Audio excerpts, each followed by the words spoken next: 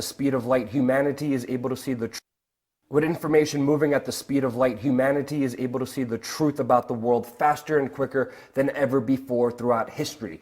But there is a dark side to this new day and age of information, and in this video we're going to tell you how the powers that be, the governments, the corporate controllers, the very people on top are using this as a way to control and manipulate you. Obviously, we know many people have moved away from television and are getting most of their information and news from the internet. We know that people are losing attention spans on the television mainly because it is so full of manipulation, propaganda, and full all-out crap. We even had a top journalist, Dr. Rudolf Ufertek, in Germany, who said that everything you see on the mainstream media on television is completely fake. He went on public television stating that he was forced to publish the works of intelligence agents under his name, also adding that non-compliance with these orders would result with him losing his job. With television and the mainstream media failing,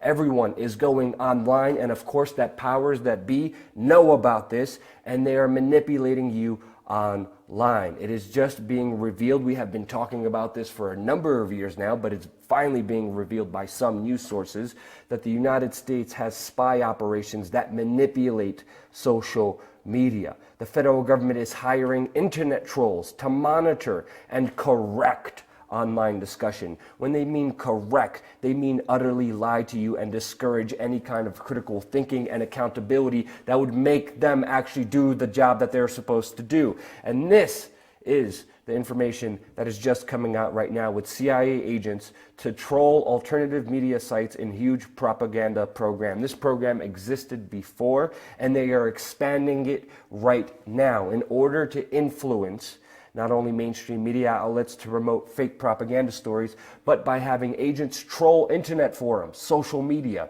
and website comment sections in an effort to disrupt alternative media sites. This has been in play for a very, very long time, and now it is being expanded to a massive level, and we will explain why in just a few moments. Now, the U.S. government, we were reporting on this back in 2011 because we saw how the U.S. government was actually offering private intelligence companies contracts to create software in order to manage fake people on social media sites. And ever since then, the United States military handed out $2.76 million in a contract to a California company named nitehawk to develop software to manipulate social media networks with fake accounts that would spread American propaganda. This blueprint was actually started by Cass Sunstein, Obama's former information czar, who wrote the white paper on how to infiltrate and stop people with alternative views. He wrote the white paper pretty much detailing how government agents need to be online trolling people who want a new investigation of 9/11, who want accountability from our very government, people who raise things that are against the status quo. The government needs to send in agents in order to disrupt what they're saying online and lie and manipulate in order to discourage the discourse. He also advocated for specifically having government agents infiltrate real life groups. You have to see this video. It's in the description below. I asked him, how dare he even believe in this? And the response he gave me was utterly shocking. This video, again, will be in the description below. But as we know, it's not only to disrupt the dialogue that's happening on the forums, on social networks, in the comment sections, discouraging any critical thinking. It's also a program where government agencies target individuals that have not committed any crime to destroy their reputation, to infiltrate the political communities, to develop techniques to manipulate online discourse, and they're doing all of this with no public knowledge or accountability, and it is not justified in any way, shape, or form.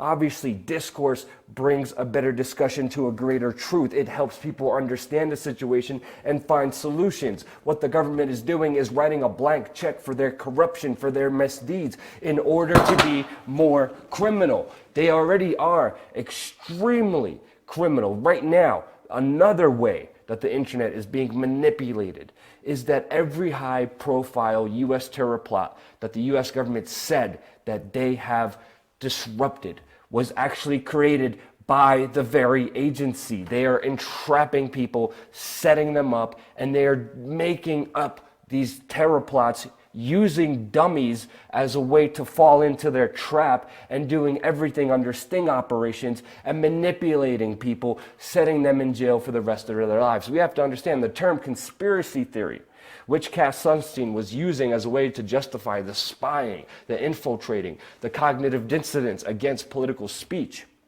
was actually created by the CIA after the JFK assassination in order to debunk alternative views that threaten the establishment. This is a well-known truth, and as we know, that's the major power that the government has. They are censoring any important online discourse with social media, and this is a huge power that they have. Even a Harvard law professor recently, Jonathan Zitran, has explored on how Google and Facebook alone could influence an election by customizing search results of news and swinging undecided voters to one side or another.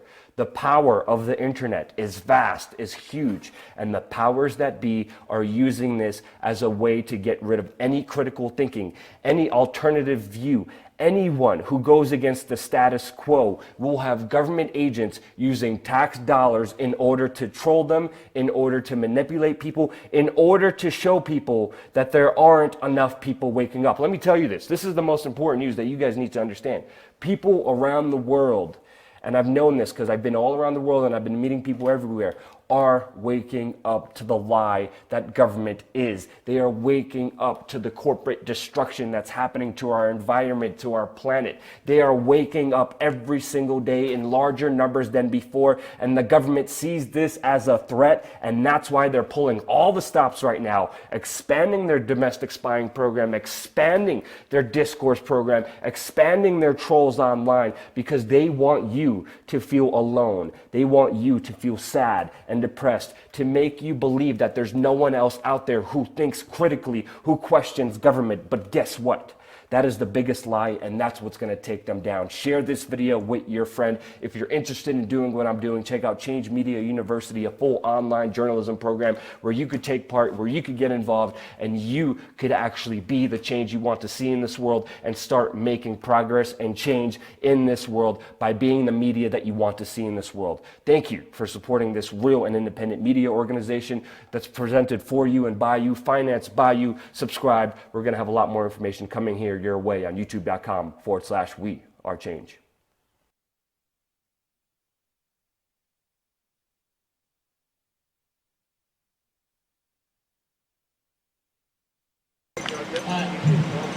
So, why I have these gentlemen behind me, this is what the Lord sacrifices life. This is what the Hammonds represent. This is what the Bundys represent. This is what we all represent, we the people. Before I got involved, I didn't know what was going on. And I started realizing, started doing my own research. I don't want to bore you guys, but in these documents right here, I annotated everybody and anyone that was directly and indirectly involved behind the BLM, the Department of Fish and Wildlife, Congress, and the members of the legislators here in Oregon and Nevada. With these documents, we can indict every single one that I annotated here in this true affidavit. I have about 4,000 pages of documents and exhibits for as evidence in putting all these criminals behind bars rather than our patriots behind bars. Yeah. Our entire system of 3 branches of government has been hijacked by the American Bar Association. Let me clarify that. Our entire branch of government, legislative, executive, and judicial, has been hijacked by the American Bar Association. All we know is the Oregon Bar Association, the Nevada Bar Association, the Alaska Bar Association, the Florida Bar. All bar members have hijacked our Constitution. And a prime example, you go over into the website, and look up Admiralty Law, or Admiralty. You're going to see Admiralty in the website of the Federal Law Building. And what does that mean? That means law of the ocean, law of the water, color law, maritime law. All these laws are unconstitutional according to Article 6, Section 2, Clause 2 of the United States Constitution. Let me clarify that. Article 6, Section 2, Clause 2 of the Constitution is the supreme law of the land. Marbury versus Madison stated, any law that violates the Constitution is null and void. That's it. There's nothing else behind it. In these documents, I will definitely demonstrate to you guys how they perverted our entire system. Our legislators like Jeff Merkley, Kate Brown,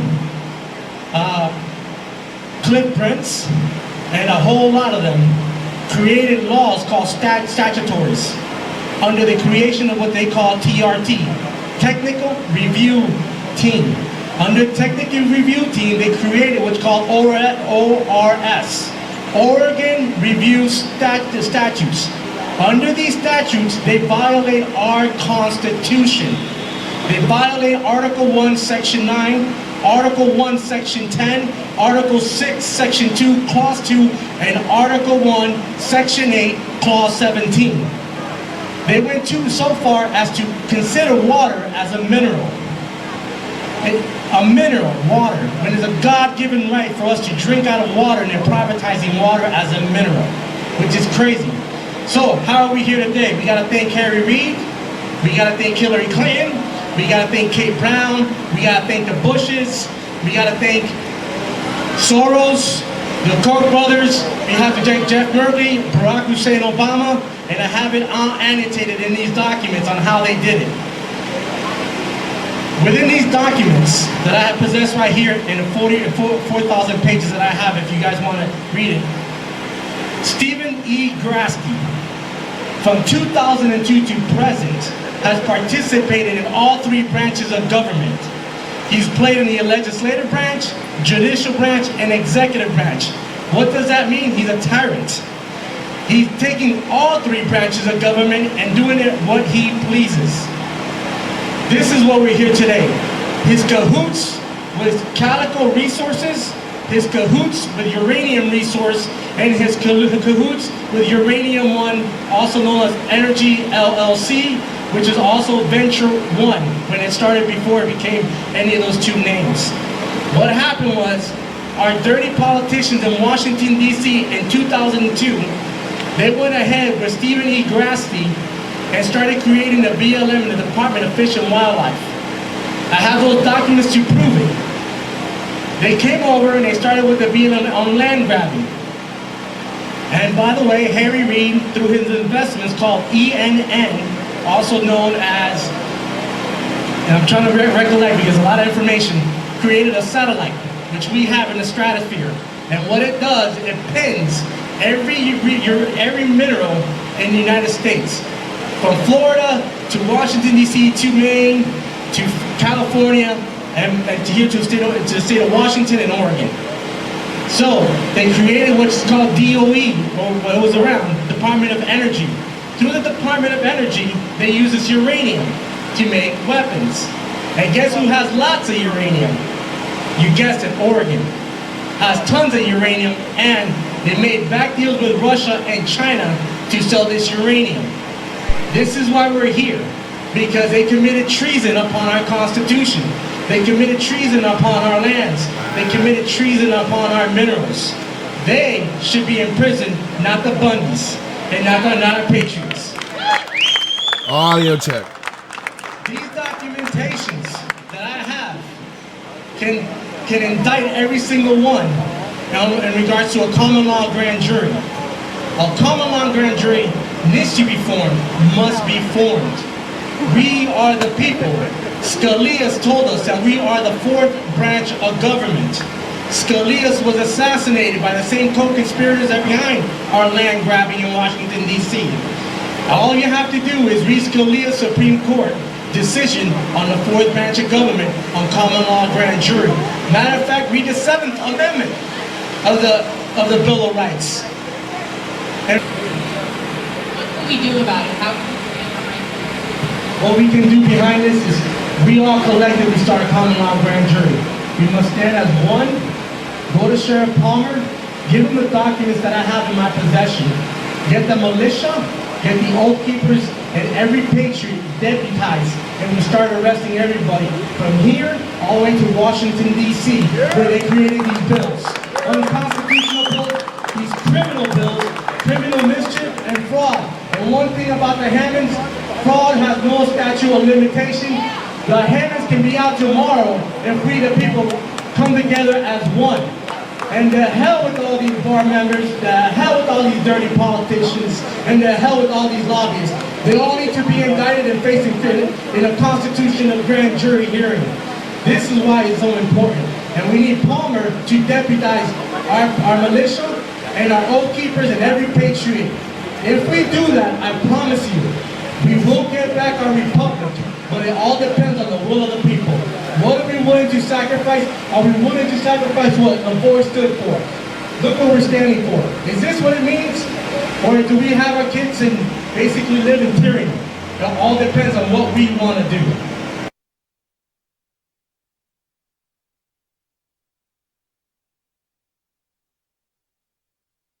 Hi everybody, this is Stefan Molyneux from Free Domain Radio. Hope you're doing well.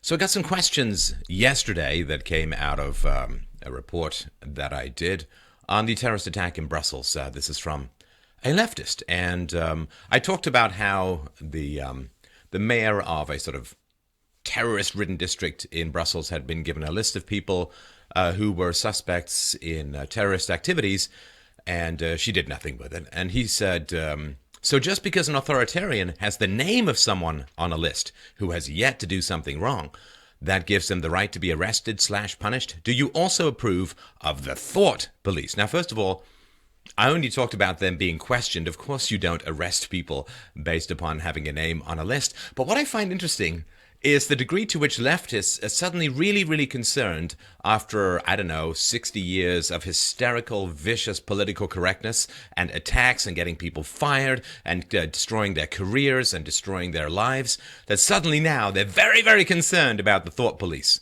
Leftists demand that university heads get fired for even a whiff of politically incorrect speech. So Larry Summers was forced out of his university tenureship in early 2005 because he said this about women in science. Like, why aren't there more women in science? He said, there is relatively clear evidence that whatever the difference in means, which can be debated, there is a difference in the standard deviation and variability of a male and female population. So what he's referring to here is the fact that statistically women tend to be more clustered around the center of the IQ curve, and there are fewer women at the extremes of ability in terms of at very high levels of ability, men outnumber women 10 to 1, and also at very low levels of intelligence, men outnumber women, which is why there are more men who have Nobel Prizes and more men who are homeless or mentally challenged and so on.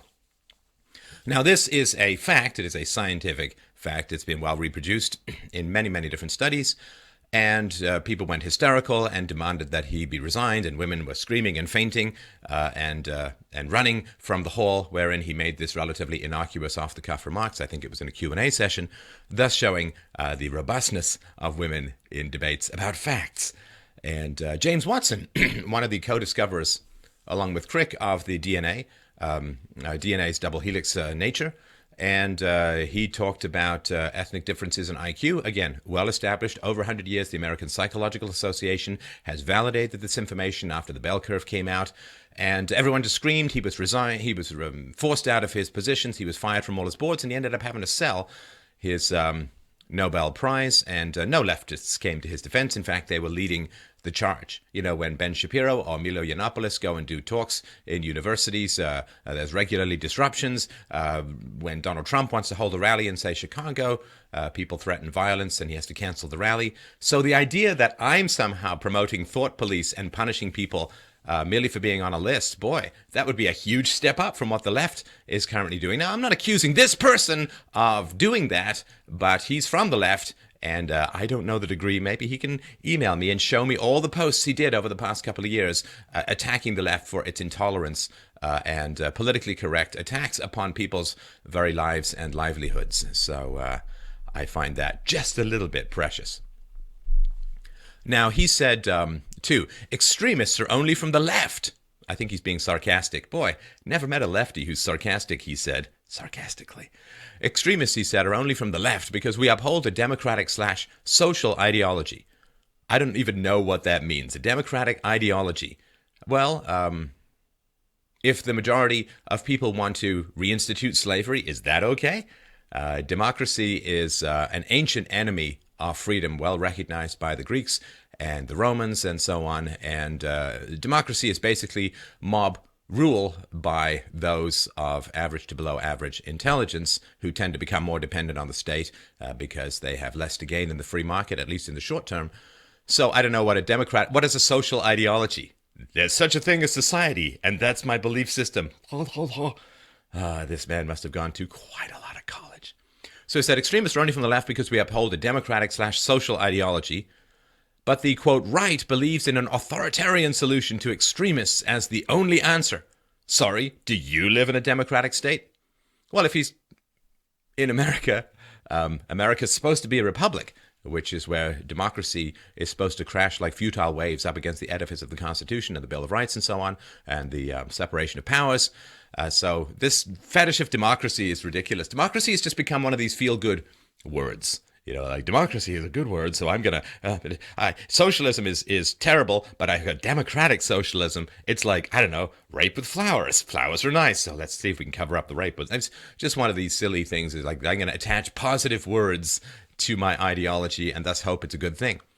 Now, the right does not believe in authoritarian solutions whatsoever. The right is about the free market in general. And there is certainly religiosity on the right, but there is religiosity on the left. They just tend to worship the state. It's just, they're not exactly stateists in that they don't believe in the state or the power of the state. So on the right, they don't have authoritarian solutions. They say that the market should choose. So for instance, on the left, they want to force people to hire underrepresented groups in particular industries. On the right, they say, well, you should be free to hire and fire whoever you want. On the left, they usually fine with compulsive union dues going to leftist politicians. On the right, they say you should have the choice. So there's, the idea that, the left wants government schools, the right wants vouchers, which can go to private schools or public schools so that people have more choice. So the idea that the right is authoritarian, it simply shows me that this person, and you can see these clues very, very clearly when people talk to you, this person just doesn't consume anything outside of his confirmation bias sources. That's all. The right is, like they say, the extreme right, the far right parties. It's like, okay, that doesn't mean nothing. All it is an ad hominem. Far right equals Mussolini, equals Hitler, equals fascism, equals a guy who wants to limit third world immigration into his country because of high rape and criminal activity in that population, and welfare dependency, and cultural incompatibility, and jihadists, and right. When someone says far right, it's just the same as saying Hitler. When someone says the extreme right, it means nothing. It means nothing. It's just a way of smearing a particular position by associating it with Nazi totalitarianism, which, funnily enough, they were the National Socialist German Workers' Party. And if you look at the not safe for work platform of the German National Socialist Workers' Party, it is all standard socialist stuff, and you can have a read of it. But the other thing, too, is that hundreds of millions of people want to immigrate into the United States. Now, the United States has borders. It has a country. It has a government. It has a tax system. And nobody has the right to move there. Nobody has the right to move there. Now, this is, far from sort of my ideal ideology, so I'm just sort of speaking within the paradigm that exists. But if you look at the government as a house with people who live in it, you have the right to say to people, come to my house. I'm happy to lay out a spread. I want to get to know my neighbors. Here is a potluck. Let's all get together, and that's fine.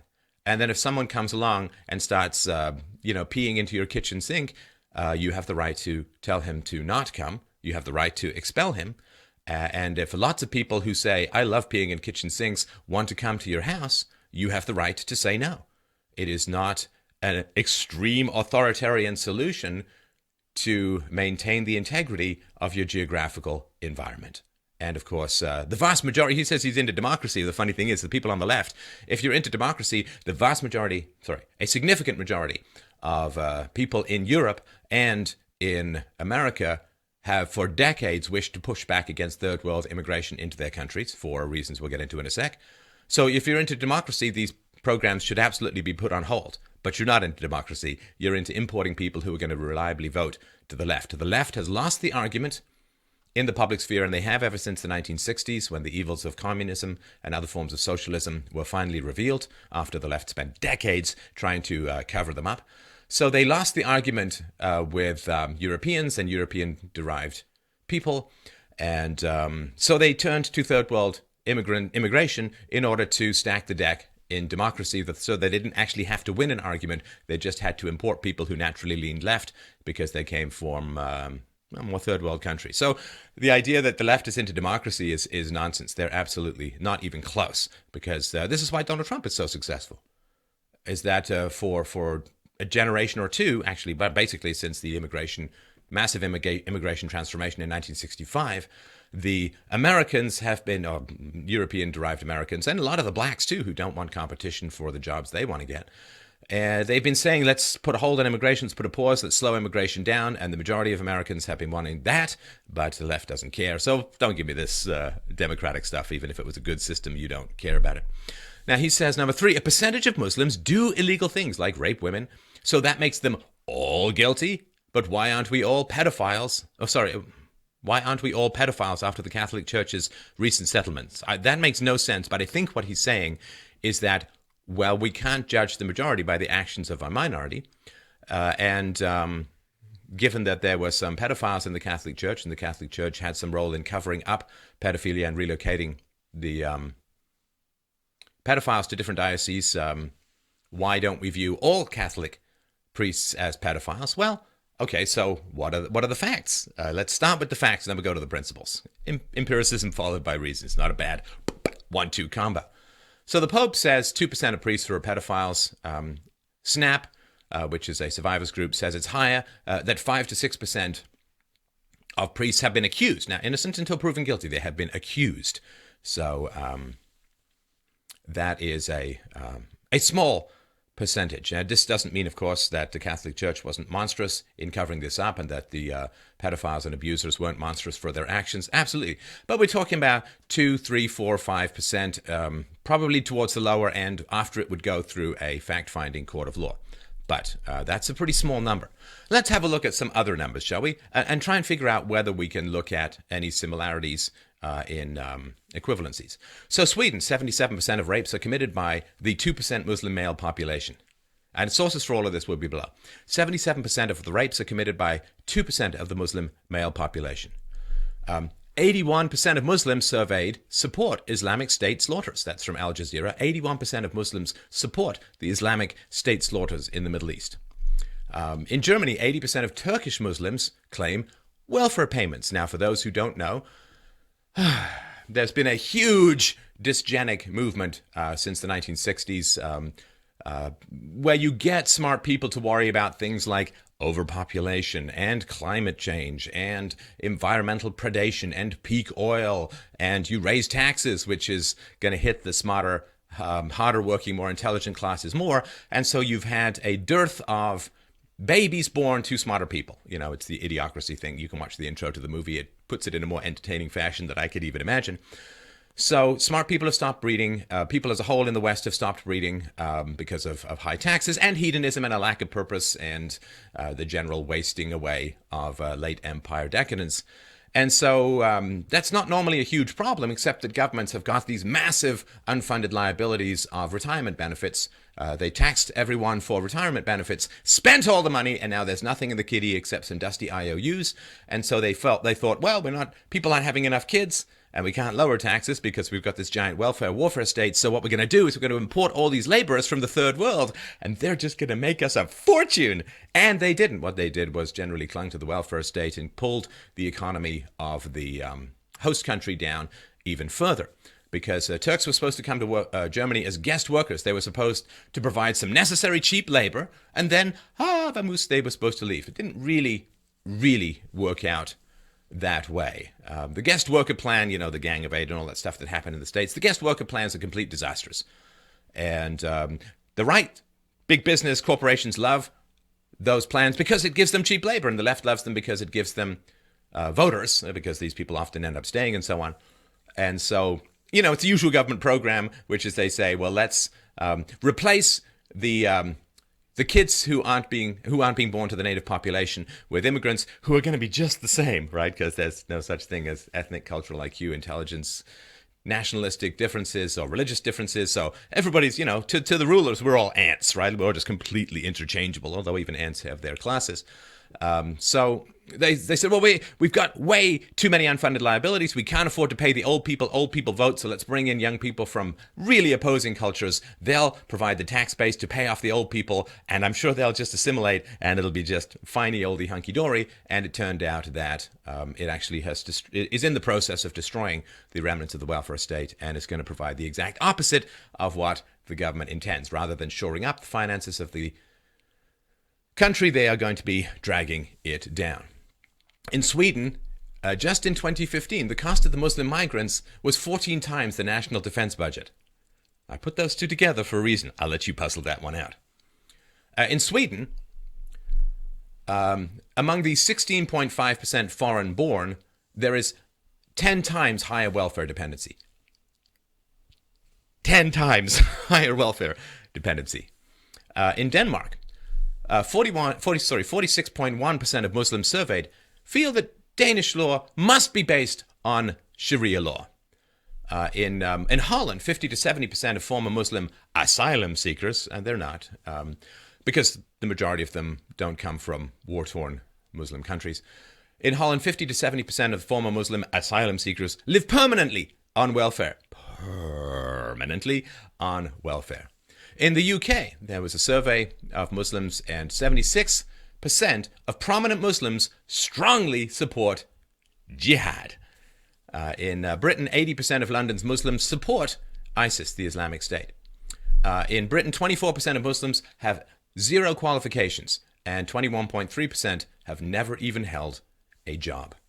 According to Dr. Farouk Salem, out of the 1.4 or so billion Muslims, I think it's a little higher now, maybe 1.6, but out of 1.4 billion Muslims, 800 million of them are illiterate. Not hugely literate, illiterate. And now, Pew did a poll of Muslims in just 11 countries, and the range is that between 63 million and 287 million Muslims in just 11 countries support ISIS, the beheading, burning people in cages kind of thing. In the UK, there's a 5% Muslim population, but in high-security prisons, 44% of the prisoners are Muslims. So out of a 5% Muslim population, Muslims fill 44% of high-security prisons. In the USA, Muslim refugees, 91.4% are on food stamps, 68.3% are on cash welfare. This doesn't count the people who are then living in the households where other people are on cash welfare and just getting that stuff going. So, again, what we're talking about here is numbers just a little bit higher than 2 to 4 to 5% of Catholic priests, potential pedophiles. In Germany, there's statistics that have been ground through by some academic who I guess loves setting fire to his own career. He shows that the majority of Muslim refugees will never work. Will never work. They don't speak the language. They don't have cultural values that match. They are trapped in the sticky honey trap of welfare, the permanent underclass that welfare creates. And of course, we all heard, Syrians, highly educated, boy, they're going to be future doctors and engineers and all kinds of great stuff. No, 65% of Syrian refugees can't even read or write. How's that going to work out? Wildly incompatible ideologies, insurmountable to some degree language barriers. Like if you can't even read or write in your own language, how's German going to go for you? There's an old saying that says life is too short to learn German unless you happen to be born in Germany. And I think if you can't even read or write in your own language, learning German gonna be just a little tricky. Der die das. Why can't they just pick one? And even at a young age, this is a quote, a Syrian 8th grader in middle school is 5 years behind their peers at German schools. So, hey, isn't that great? You know what's fantastic about all of this is that Germans, very, very intelligent group on the whole. I think their average IQ is like 103 or something like that. Versus Syria, which is in the 80s, which is more than a standard deviation below. That's not good. And what's great is the degree to which German kids now have to have their curriculum dumbed down because of an influx of kids who've barely got an education, most of whom can't read or write even in their own language. And what's going to happen? Well, massive sucking sound of resources moving away from German kids towards migrant kids. And sorry, I got to tell you, maybe I'm just a biological mammal imperative made flesh, but I actually care a little bit more about my own children than the children of foreigners. Call me crazy. Call me K-selected. Call me Darwinian. I still help. I provide charity and I give money and provide resources. And this education that I provide is generally free, although I request donations at freedomainradio.com/donate all over the world. But I care more about my daughter than the daughter of somebody in Saudi Arabia. And I would assume that they're doing the same thing. I've got no problem with that being universalized. So this is from a study. He says, we have to prepare ourselves for the fact that the majority of young refugees will fail a 3-year full-time training course with a high proportion of theoretic content. According to the Chamber of Commerce of Munich and Upper Bavaria, 70% of trainees from Syria, Afghanistan, and Iraq who started lessons more than 2 years ago have already dropped out. Oh, I can just taste the integration, can't you? Tastes like exploding chicken. The federal government has estimated that some 80% of migrants had no qualifications whatsoever, and only 8% had academic qualifications. So, comparing this, if you're not alarmed, please rewind. Sorry, that's dating me to the VHS days. Beta, all the way, baby. But, so first of all, you don't want to compare these numbers. You're just somebody who's never studied these numbers. And, of course, as a leftist, you bring up anti-Christian examples. So naturally, you just don't know these statistics, which means you're an indoctrinated idiot. Sorry. I mean, I hate to put it bluntly, but you are an indoctrinated idiot. And until you start reading sources other than the ones that already confirm your biases, you're going to have nothing whatsoever to add to any intelligent discussion of these matters. Now, the second thing is, if you say to me, well, Steph, by God, we can't judge Muslims as a group because individual bad behavior within that group can never, ever conceivably be applied to the group as a whole. You've got to judge people as individuals. And even if some individuals are doing bad things, you can't possibly judge the whole group. Oh, leftists, you're so very playful. So, growing up as a white male, what did I hear? Oh, white males are racist. It's a racist system. It's a racist culture. Systemic racism, which just means white racism, white male racism. Oh, Steph, as a white male, not only are you racist, you are a sexist. You have white privilege, the kind of white privilege that completely forbids you from ever being accused of having white privilege. That's what real privilege would be. I have white privilege. I, as a white male in particular, I represent a rape culture. I am part of a rape culture. I am a misogynist because I've got some twigs and berries. I am part of the patriarchy. Yeah, I really noticed that when I was being raised by single moms, funded by mostly working men, raised by teachers, almost all of whom were women until I got to high school. So racism, sexism, white privilege, rape culture, misogyny, patriarchy, you name it, this shit all comes out of the left. So don't tell me that you're offended by collective judgments. Are you fucking kidding me? People on the left saying you're offended by collective judgments regarding Muslims?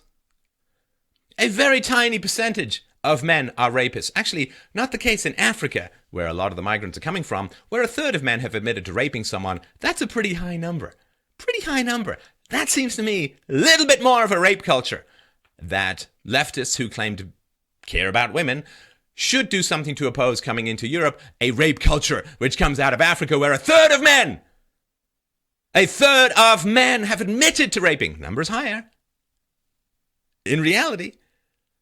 So leftists, for God's sakes, for the love of all that is holy, for all the squirmy, worm-based intestinal fortitude hypocrisy that seems to power your jetpacks of indignation, for God's sakes, do not even think of coming to me and telling me it's evil to judge people collectively, when as a white male, the left has been judging me collectively, viciously pouring torrents of verbal abuse on me. And they're going to try and get at my daughter and tell her, oh, your dad is a white male. He's part of a racist, sexist, misogynistic, patriarchal, white privilege culture, and he's a bad... No. I'm going to keep her away from you thieves of love as much and as strongly as I can. I feel embarrassed to introduce the world to my daughter. Hey, Dad, what did you do your show on today? Love to tell you. Hate to tell you. Can't tell you. So the idea that leftists are somehow opposed to collective judgments when, like, what is it, 3 or 4 or 5% of men rape, but somehow it's a rape culture. A third of Africans rape, but it's covered up by the left. And the numbers about Muslims, we're never supposed to judge 80% of Muslims and say anything about Islam as a whole, but, you can extrapolate a couple of percentage points of white males raping and then say it's a rape culture.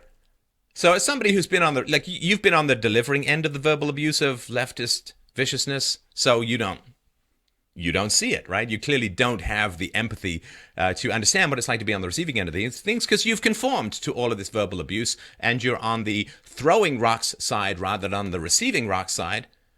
But as somebody who's a free market, Aristotelian rationalist, individualist, and so on, I have been on the receiving end of this stuff because I don't conform to the leftist narrative or to the rightist narrative, but that's neither here nor there right now. We're talking to a leftist. Because I've not conformed to this, the arrows have been thrown at me. So if you're delivering the arrows over a wall and you've got no empathy for the people on the other side, seems fine. It seems like, where's the hurt, right? But then when you step over the wall, you see the bodies on the other side. And the anger, and this is what people are pissed off about. You all on the left, you collectively judge Christians, you collectively judge white people, you collectively judge men or male white people. There's apparently no rape culture in the black communities. But so the idea that now that these numbers are available and the ideology of Islam is available and has been, of course, for a long time, people can go and read the arguments and facts of this belief system. So given that the ideology is available, given that these statistics are available, the idea that now, with 80% of a group wanting X, we can't possibly collectively judge the group, whereas when 2 to 3 to 4% of a group is doing X, we can totally collectively judge that group, no matter what, even though the white males don't hold the rape ideology. They oppose, right? The majority of rapists are arrested by white males, and rape has been a punishable offense in white Western societies since before the days of Socrates. So don't give me this collective judgment is evil bullshit. If that had been the case, you'd have kept your verbal abuse off me when I was a kid growing up and off me as an adult, and you'd have been pushing back against that. So I'm sorry, leftists, you have played your card. You have shot your wad. Your bolt is empty. There's no more ammo for you to even remotely, conceivably criticize any soul, living being, brain on this planet for any kind of collective judgment. We strip away collective judgment of any kind, there is no left.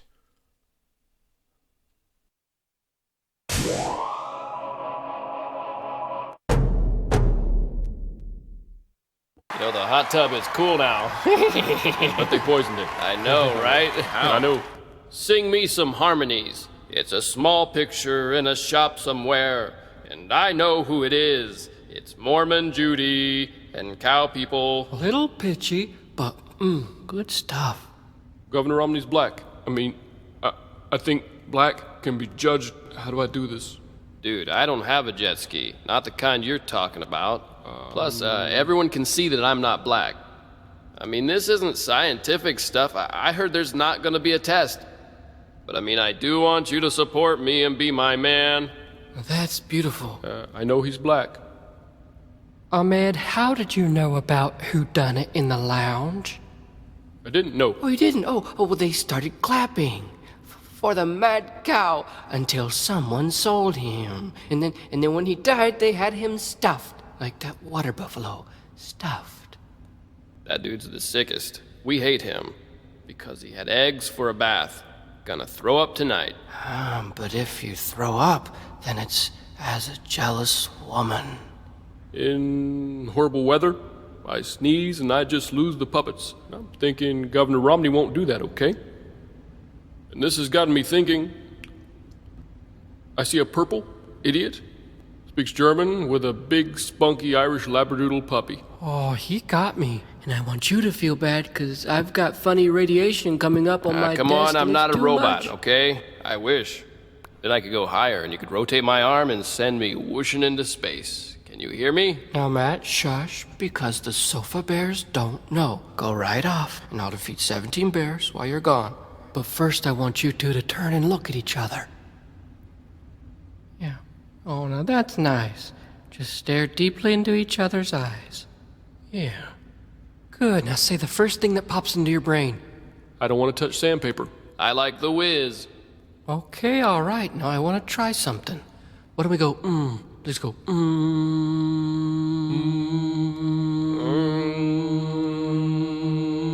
Yeah, okay, good. That's what I want you to do. Now follow my lead.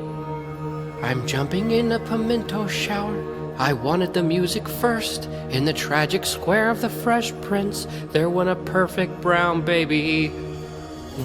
The guards can see we're all out of weapons, no machetes. Lotion, raw bruises. Lotion, raw bruises. Drink or sip, a wench at our hotel. Wolf government anchovies, when they laugh at you, you'll drown. Eye of the sparrow, this girl slipped on my arrow. I love you too, okay? I want you to turn and look at me. Ahmed? Yeah. He's asleep. Oh. It's party time, chumps.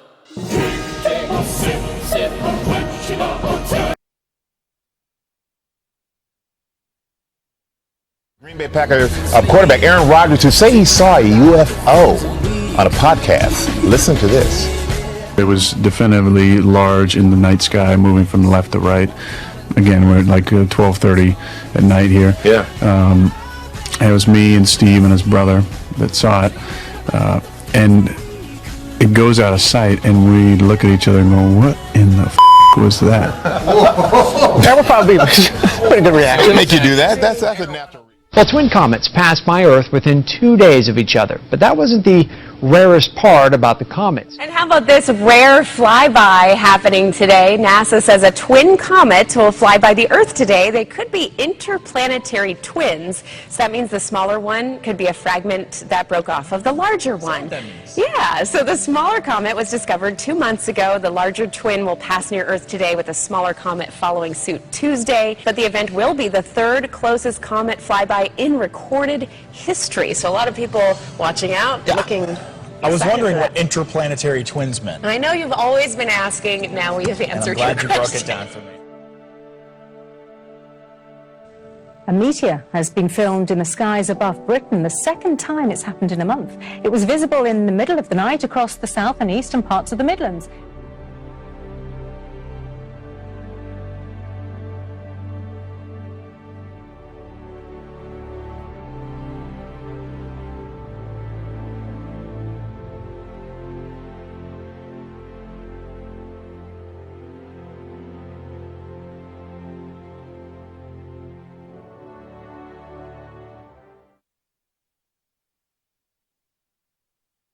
Before I begin, please indulge me. I want to comment on the terrorist attacks that have taken place in Brussels.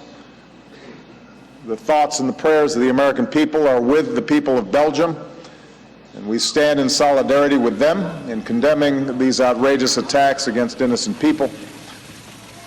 We will do whatever is necessary to support our friend and ally Belgium in bringing to justice those who are responsible. And this is yet another reminder that the world must unite. We must be together, regardless of nationality or race or faith, in fighting against the scourge of terrorism. We can and we will defeat those who threaten the safety and security of people all around the world. Obviously, when I woke up this morning and I heard the terrible news about Brussels, I felt a bit bad and sad about the fact that I was going to be doing a show. But I'm really glad we're all here, and we're all going to make enough noise so they can hear us from here, right? And we're all here for the same reason. I'm hoping you've all come come to be entertained by me. I'm here to entertain you, so we're all united. So that makes us much better than... We're hearing reports of an explosion at Brussels airport. I'm sad for the world the way it is right now. And it's only a beginning. There was France, there's Turkey, it's all over the world. And now Brussels, and it's never ending.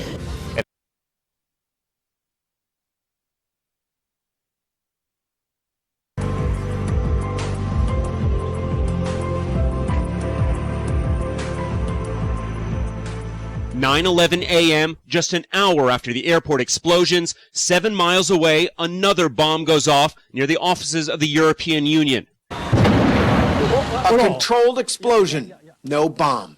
This is life in Brussels now, life during wartime, for that is what it is. And then there's Chad and Kimberly Wells' son, who was burned and hit by shrapnel. He's had a history of close calls. Wells was a block away from the Boston Marathon bombing 3 years ago. And he was in France during the Paris attacks in November. Now this. He was extremely close to the blast, enough where he got burned by it. It said it's a miracle he's alive. Now investigators are trying to find the people responsible. Tonight, authorities are investigating whether today's carnage was triggered by this raid 4 days ago. The one that took down Saleh Abdeslam, the missing attacker from the Paris attacks last November. Abdeslam allegedly rented the car that carried a group of terrorists to this soccer stadium. Abdeslam also rented the car that dropped off the ISIS gunman at the Bataclan Theater, where an American rock band was playing to a sold-out venue.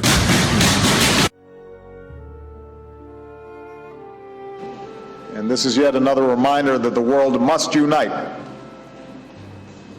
We must be together, regardless of nationality, or race, or faith, in fighting against the scourge of terrorism.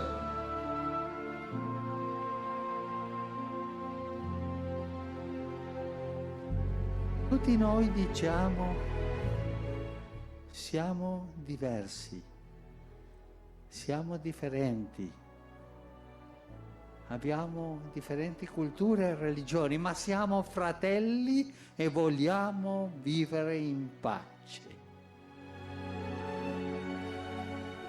Questo, tutti noi, insieme, musulmani, indi, cattolici, cotti, evangelici,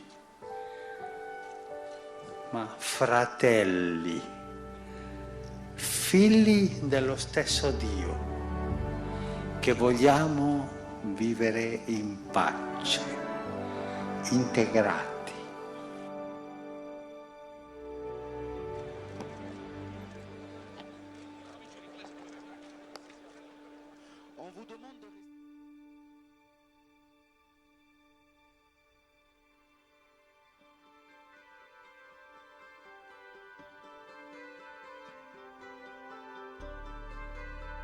Suspects. And David, you and I were out late last night. It was eerie. It was a ghost town. Police, heavily armed members of the military, and a few of us coming home trying to get a bite to eat. But it's obvious that Brussels here is still at its highest threat level. And I went into the subway yesterday late in the day, and they were closing it early, and they had armed guards at every checkpoint. You had to open your coats before you could get on the subway here. So completely a different city after these terror attacks.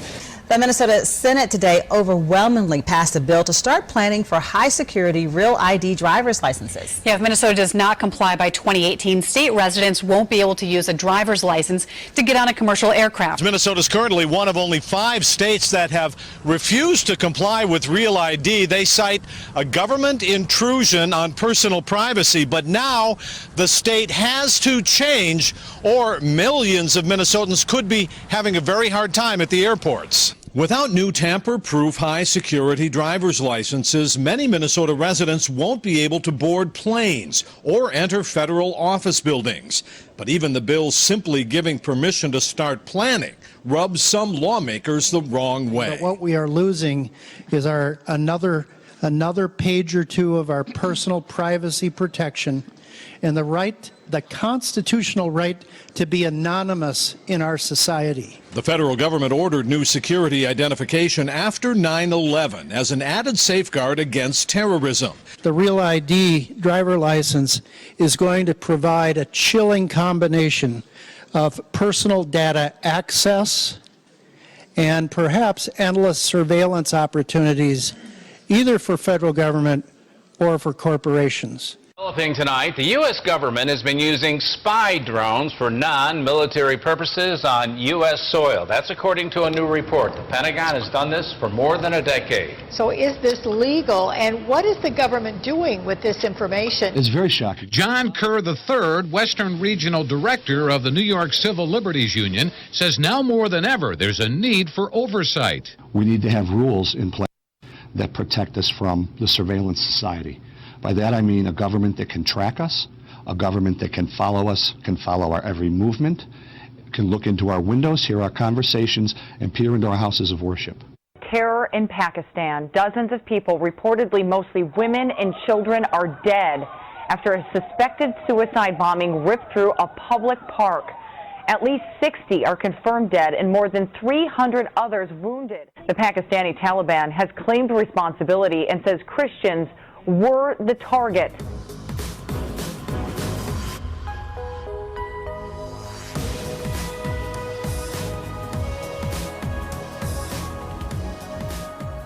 Five bald eagles found dead in Delaware. Now neighbors and police are looking for answers. Now all of a sudden they're dying here, there. Where's next? 5 of America's iconic birds were found dead in Sussex County, and a lot of people want to know why. The mystery involving dead bald eagles appears to be growing tonight. Police are investigating the deaths of 5 more eagles in Delaware. This just weeks after more than a dozen were found dead on the eastern shore. They're the symbol of America, and for some reason they keep turning up dead. This time in Delaware, where a man discovered an eagle was sick and called the Department of Natural Resources. At the time, a single bird didn't throw any flags. A little bit later that morning, another officer received a call that there was several eagles. I believe there was 8 eagles in a field that were all on the ground, and that some of those eagles seemed to be in distress. 5 of the 8 have now died. The others are being treated at a rescue facility. This comes after 13 bald eagles were found last month just 30 miles away near Federalsburg in Caroline County. Now investigators are trying to figure out who or what is responsible. It's Monday afternoon. I'm Shari Williams. And I'm Brian Taft. The big story on Action News today is the mysterious deaths of several bald eagles. This would be unusual, but we don't normally see cases like this. In Cocoa Beach, it looks almost as if you can walk across the thick carpet of dead fish filling some canals. Oh my God, this is terrible. This is the worst I've ever seen it, and I've been in here since 1970. And that's not just because there are so many dead fish. It's also because the dying is so widespread. A fish kill normally covers a small area, a pinpoint on the map. But right now, fish are going belly up from Titusville to the Pineda Causeway, from Kennedy Space Center to Patrick Air Force Base.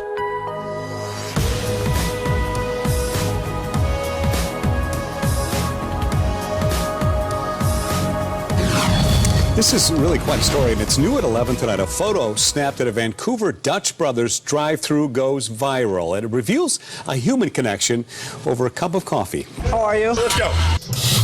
This is a typical day at Dutch Brothers in Vancouver. Constant line and employees making coffee nonstop. Give me 2 more seconds.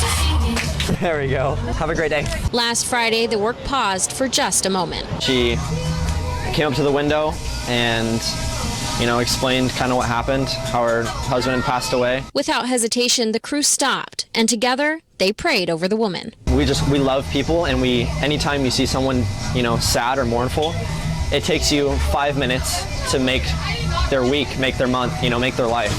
So it's a small price to pay. Their prayers had one purpose. We're going to give you that love. We're going to make you feel the joy that you felt once before. Like, it's still in this world and it still surrounds you.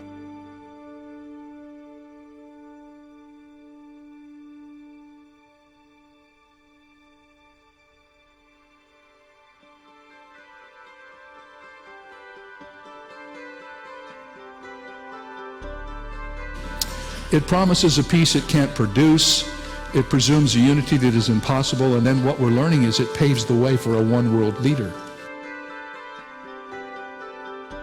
Secondly, it presumes a unity that is impossible. Everybody wants us all to just get along. Can't we just be one? There can never be peace when evil people are the architects. Without Jesus Christ, there's no peace in the nation. Without Jesus Christ, there's no peace in the churches. Without Jesus Christ, there's no peace in the family. And without Jesus Christ, there's no peace in your heart.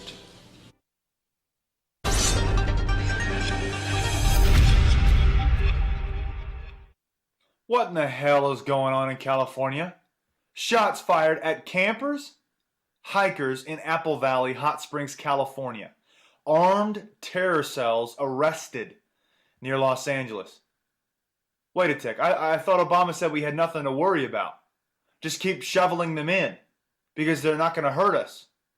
Now we have 2 armed terror cells in California? Oh no, there must be some sort of mistake here.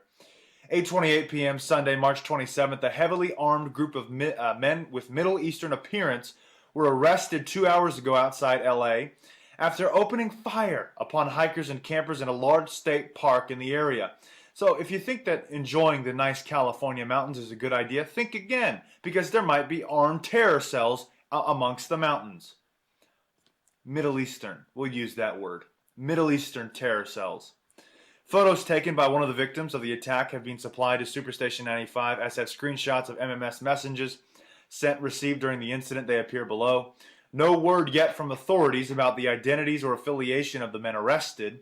The Adelanto, California Police Department effectuated the arrests. According to the victim/witness, there were 2 groups of men, about 15 per group, armed with heavy weapons, who began shouting "Hola snack bar" and started firing. The firing allegedly lasted upwards of 2 hours before police were able to find callers in the vast California parkland. When police were responding, one group of 15 or so men took off into the hills, while the other group was captured by police. According to one of the victims/witnesses, his cell phone GPS map indicates below where the incident took place. Now let's scroll through some of these pictures here. This is aggravating, to say the least.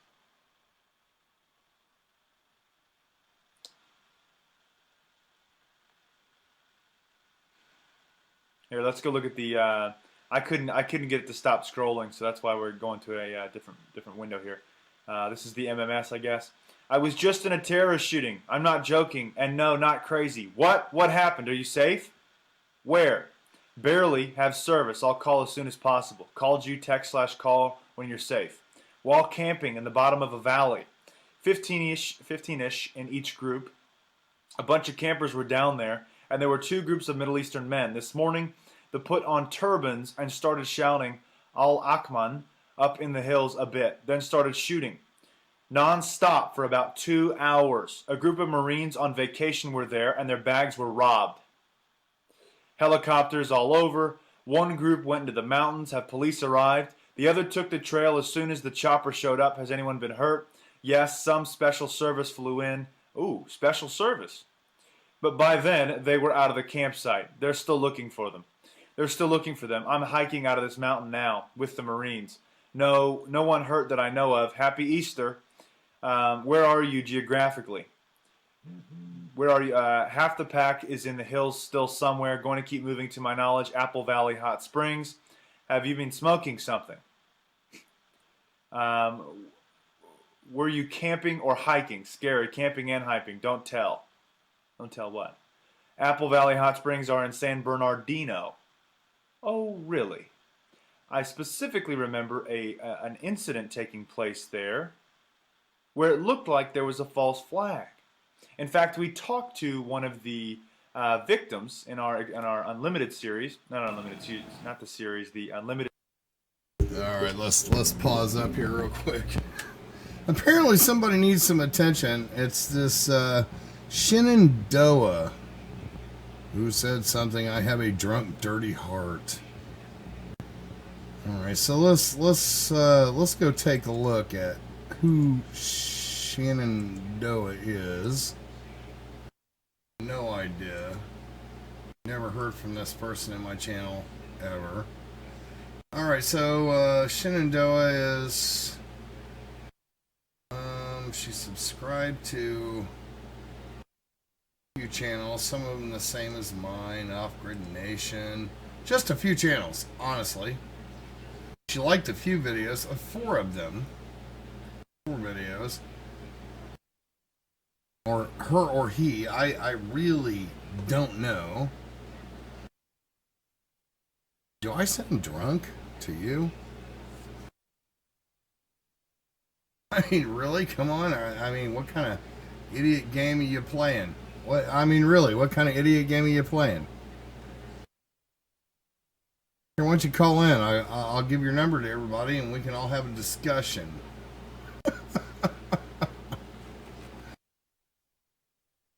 All right, and damn, just freaking, just the craziest, the stuff. I like human hair.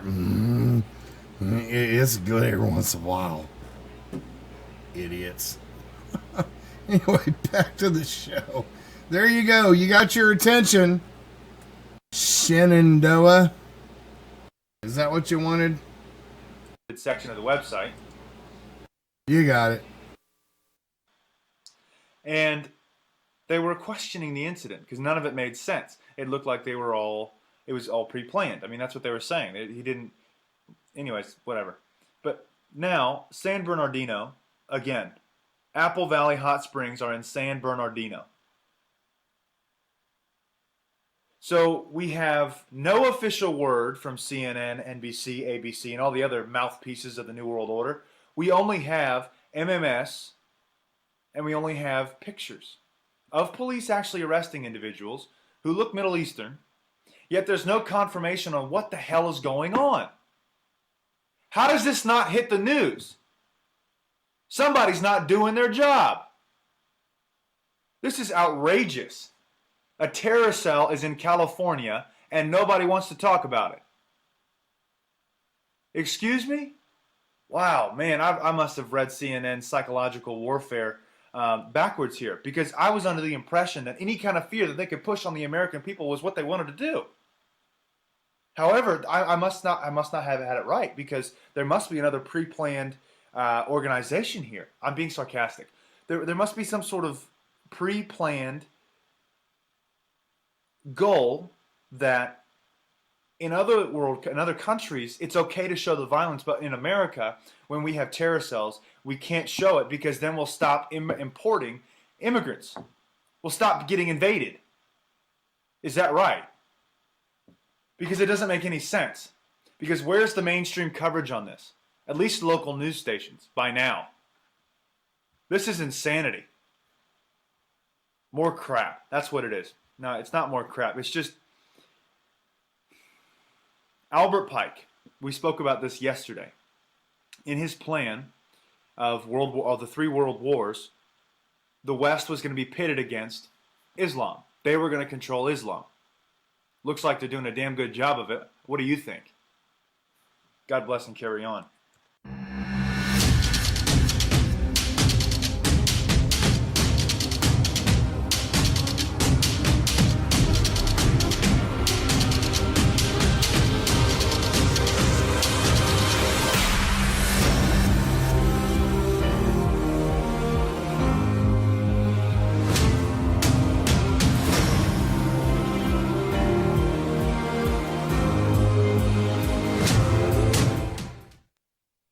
Hi, everybody. It's Stefan Molyneux from Freedom Main Radio. Hope you're doing well. Well, welcome to my dark side. Ladies and gentlemen, I uncorked it recently, and it seems to be flowing with a full black Icarus Soren-type tears down the landscape of my soul. So here, we're going to talk about a fellow who goes by Xander. Xander? And forget about the moral argument as a whole. I just really want to work on the form as a whole. He wrote to me and he said, how about this? And this is about a free society without a state. How about this? One guy in town owns the dam, the only source of electricity.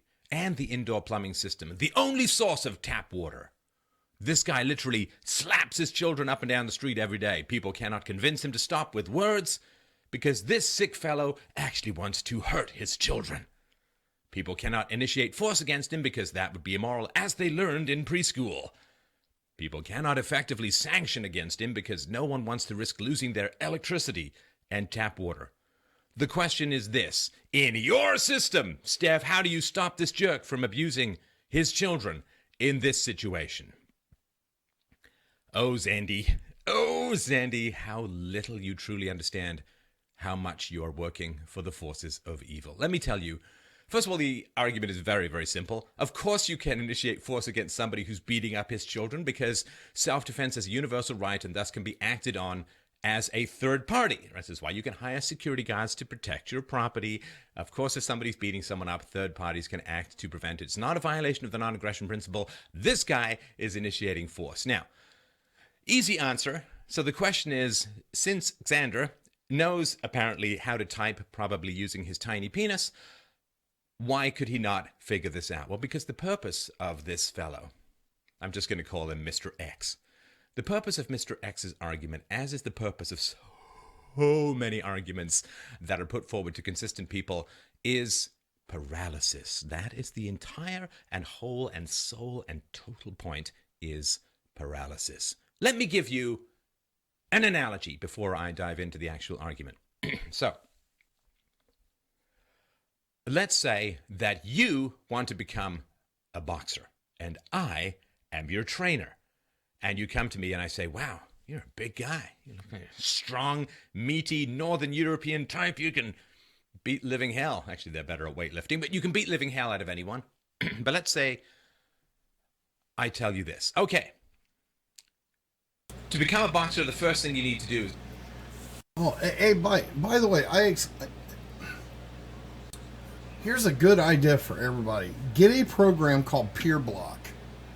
And what it does is it literally, every time something comes in and out of your system, and it helps you keep people from hacking your system and all kinds of other stuff. But it also does another thing. You know, if you're sitting in a chat room and somebody sends you a message in a chat room, you get an IP address that comes along with that. Yeah, you do. You get an IP address comes wrong with that. Yeah, you do.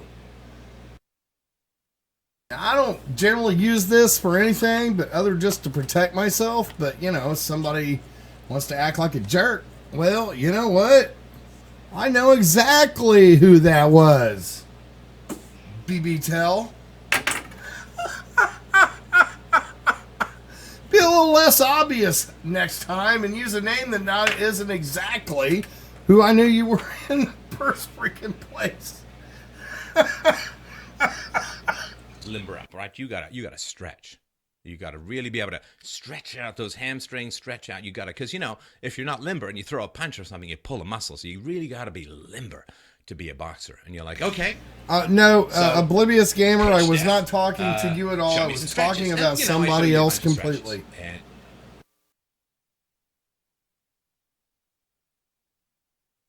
And you do some stretching, you know, for half an hour and say, okay, sorry, I don't mean to sound like Mr. Miyagi-style training, but you got to go away. Now you come back tomorrow and, you know, we'll start to work. You come back the next day. I'm like, okay, a little more stretching because stretching is the key, right? And you do 45 minutes of stretching and then you say to me, okay, like I'm, you know, can we go and hit something and punch something, get in the ring or something? No, stretching is the key. Trust me, you got to keep stretching. And you keep coming back and you keep coming back. And all I keep telling you to do is to stretch. And then maybe I say, you know, work your arm a little bit like this and so on. And this goes on week after week after week, month after month after month. You never get in the ring. You never actually learn how to box because all you're doing is doing the necessary but not sufficient preparations for getting into the ring and doing some actual boxing. And maybe this goes on for years, that you've got to keep refining your preparation for boxing, right? You got to do maybe a little shadow boxing, you know, maybe do a little dance, make a little love, get down tonight. And I keep telling you how to prepare for boxing, but you never actually get into the wrong ring and box. You know, maybe you can hit those pads on my hands or whatever, but you never actually get into the ring to box. Now, you do this for years, and then you know what I say to you? Oh, you know what? You're too old. Sorry, you know, you really can't be a boxer at your age. It's a shame, really, but you can't. I can't train you. I got to find a younger guy. Now, you'd be like, oh, my God, I've been waiting to get into the ring and box for years, and all you've been doing is teaching me how to prepare for it, but not actually do it, and now it's too late and I can't do it. Well, you've prevented me. I prevented you from coming into the ring, right? That's been my whole object. Let's say that I had a lot of money on other boxers to win, right? I got a whole stable of boxers, and I knew just looking at you the first time, you could take down those other boxers. And so I pretended to train you when my sole goal was to keep you out of the ring because I didn't want my other boxers to lose. Or imagine that there's rumors of war. Bad, sinister, dangerous people are gathering just over the horizon. And I offer to train you and your friends in the ways of combat, to save your civilization, to protect your women and children. I am going to train you in the ways of combat. And I say, well, the most important thing when it comes to war is to be a very good shot. You must be flawless in your sniping. So you practice, and I set up, you know, the tin cans on the fence post down 20 feet away, and you shoot and you miss and you shoot and you miss, and then you shoot, you start to hit a little more. I say, okay, well, we're going to get rid of the can. We're going to put a ping pong ball there. Now you got to shoot that. Okay. Now I'm going to take away the ping pong ball. I'm going to put a marble. Now you got to shoot that. Then I'm going to throw that marble up in the air, and you got to shoot that marble out of the air. And then I'm going to release a butterfly in the woods, and you got to find it and shoot it and not miss. And at some point, you're going to be like, hey, can we actually, you know, armies are getting closer. Can we actually go and do... No, you can't fight yet. You're not ready. You're not perfect. You're not perfect. And then I say, I've lit one tiny piece of dust. Up in the air it goes. You must find it and shoot it. And then I say, I have placed a ping pong ball at the top of a tree deep in the forest. You must find... All you do is practice. All you do is practice, and you never actually go to fight. The army passes you by, the army takes the capital, and then it turns out that I am, in fact, an agent of the enemy. You see, they sent me as a spy to get you to only train and never fight, thus taking you out of the war. And those with the greatest capacity and willingness and desire to fight are those you must most assiduously take out of the fight, because they're the ones who can actually win. So this guy, Mr. X, he's coming to me. Now he knows, because this is a matter of a fairly public record, he knows that I am fascinated by and driven by consistency. Obsessive consistency disorder, OCD. That is the root of a rational and empirical thinker. So he knows that if I detect an inconsistency in my thought systems, in my philosophy or in philosophy, in my arguments, if I detect an inconsistency, facial tics, it's going to kind of bother me. You know, it's like I'm trying to see something at a distance. This guy blows some sawdust into my eye, bothers me. And so he's like, okay, you gotta sort this one out. And I guarantee you, without this speech, which is designed to save your life and civilization and the future as a whole, without the speech, I would have answered this and the guy would have come back with some other argument. Like years ago, someone gave me the argument, okay, Steph, you're into like property rights, right? Okay, so picture this. There's a guy, he's hanging from a flagpole. He's hanging from a flagpole and he's gonna fall 40 feet to his death. And he kicks in a window, and he crawls in through the window. He's just violated someone's property rights because he's gone into their apartment without their permission. So how can property rights be sacrosanct and sacred and universal if, in this instance, what would you rather he fall to his death and leave a perfect moral stain on the sidewalk 40 feet below? Aha! property rights aren't absolute because you advocate their abridgment, their violation. You advocate this. Steph, you're wrong. And then, I went and wrote an article and rebutted this, and it all made sense, and you can, we'll link to it below. And what happened? The guy came back with another one. And this, I am ashamed to say, consumed many more mental cycles than it ever should have in me, and I, of course, want to pass along this wisdom so that it doesn't do the same thing for you. The people who know, like you want to put forward rational arguments, empirical arguments, you are broadcasting to the world as a whole that you really, really, really, really, really, really, really care about consistency. You care about rationality. You care that it hangs together. It's not a house of cards. It is a cathedral of concepts built upon rock, not upon sand. So as soon as you say, well, here's my evidence, people are like, oh, that guy, he's got obsessive consistency disorder. I know how to torture this guy.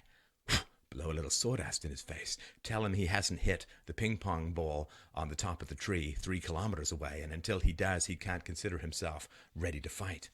I'm going to pick at every single loose thread that I could possibly find or invent, and the moment he seals it up, I'm just going to find another one. Why? Why? Why do they do this? To keep you out of the ring. To keep you out of the fight. These are petty little sadists who know how to push your buttons because if you're a rational thinker, you want consistency. They know how to push your buttons. They see what you want. Consistency. And then they torture you by throwing endless curveballs at you, which you're supposed to hit instead of actually playing the game. It's all stretching, no boxing. It's all practice, no fighting. And they take you out of the war. And if you look at your life and you're into consistency, how much time and energy have you spent trying to patch up every little conceivable imaginary hole in your tapestry rather than rolling it out or hanging it to be admired by others? And the question is fundamentally this. This guy, Mr. X, Xander, who creates this scenario where it's totally made up, artificial. There's no government. The town, he's got all the water and the dam and the only thing, right? And he's beating his kids.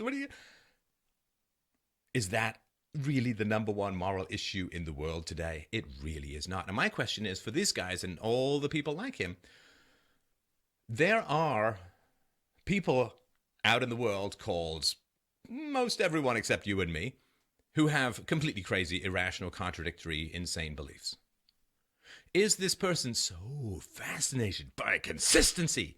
All things have got to be consistent or I just can't respect the system. Dance for me, consistency person. Dance for me, OCD person.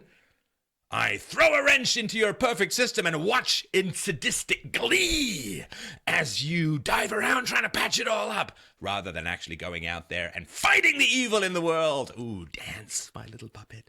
Here's a little curveball. Here's a little inconsistency. I've created some scenario involving space aliens with more arms than squids and more eyes than fruit flies who come down and have 74.9% the intelligence and empathy of human beings. Are they people? At what percentage point are they actually people? You're on a lifeboat. People are starving. People are dying. You only have a dance, my rational puppet of consistency, as I throw these silly little stupid science fiction scenarios at your head and watch you go, that's a good question.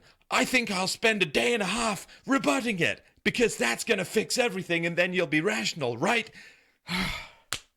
They won't be! They will never be! Their purpose is to keep you out of the ring! Their purpose is to keep your gun trained on ping pongs rather than evildoers. Do you understand? They will never be satisfied. Every single argument or objection you answer will be followed by another one, and another one, and another one. And the end result is they own you.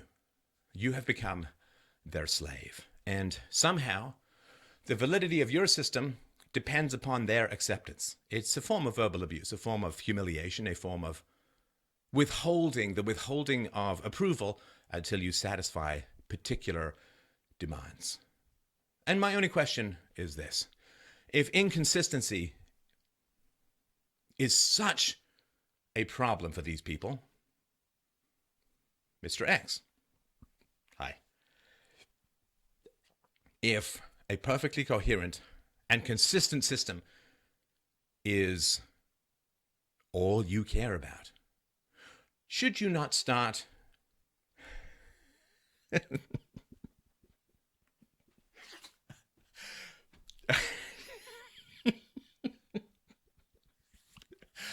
I'm fine.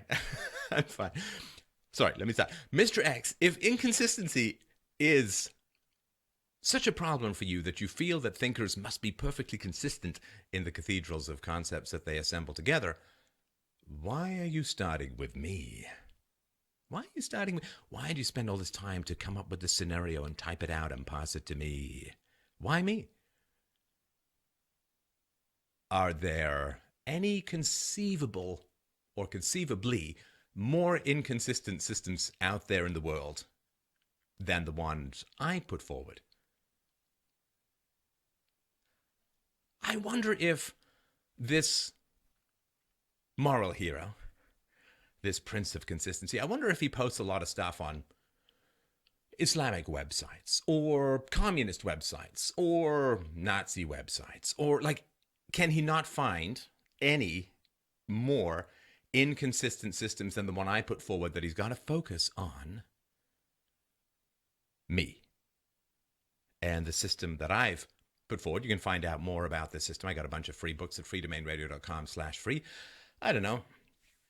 I've been putting close to 35 years of work into it, so I think it's pretty good. I think it hangs together pretty well. I got books on social organizations, on relationships, on ethics, on religion, and so on. So I think so is this guy going to a lot of religious fundamentalist websites and pointing out their inconsistent? No, he's not.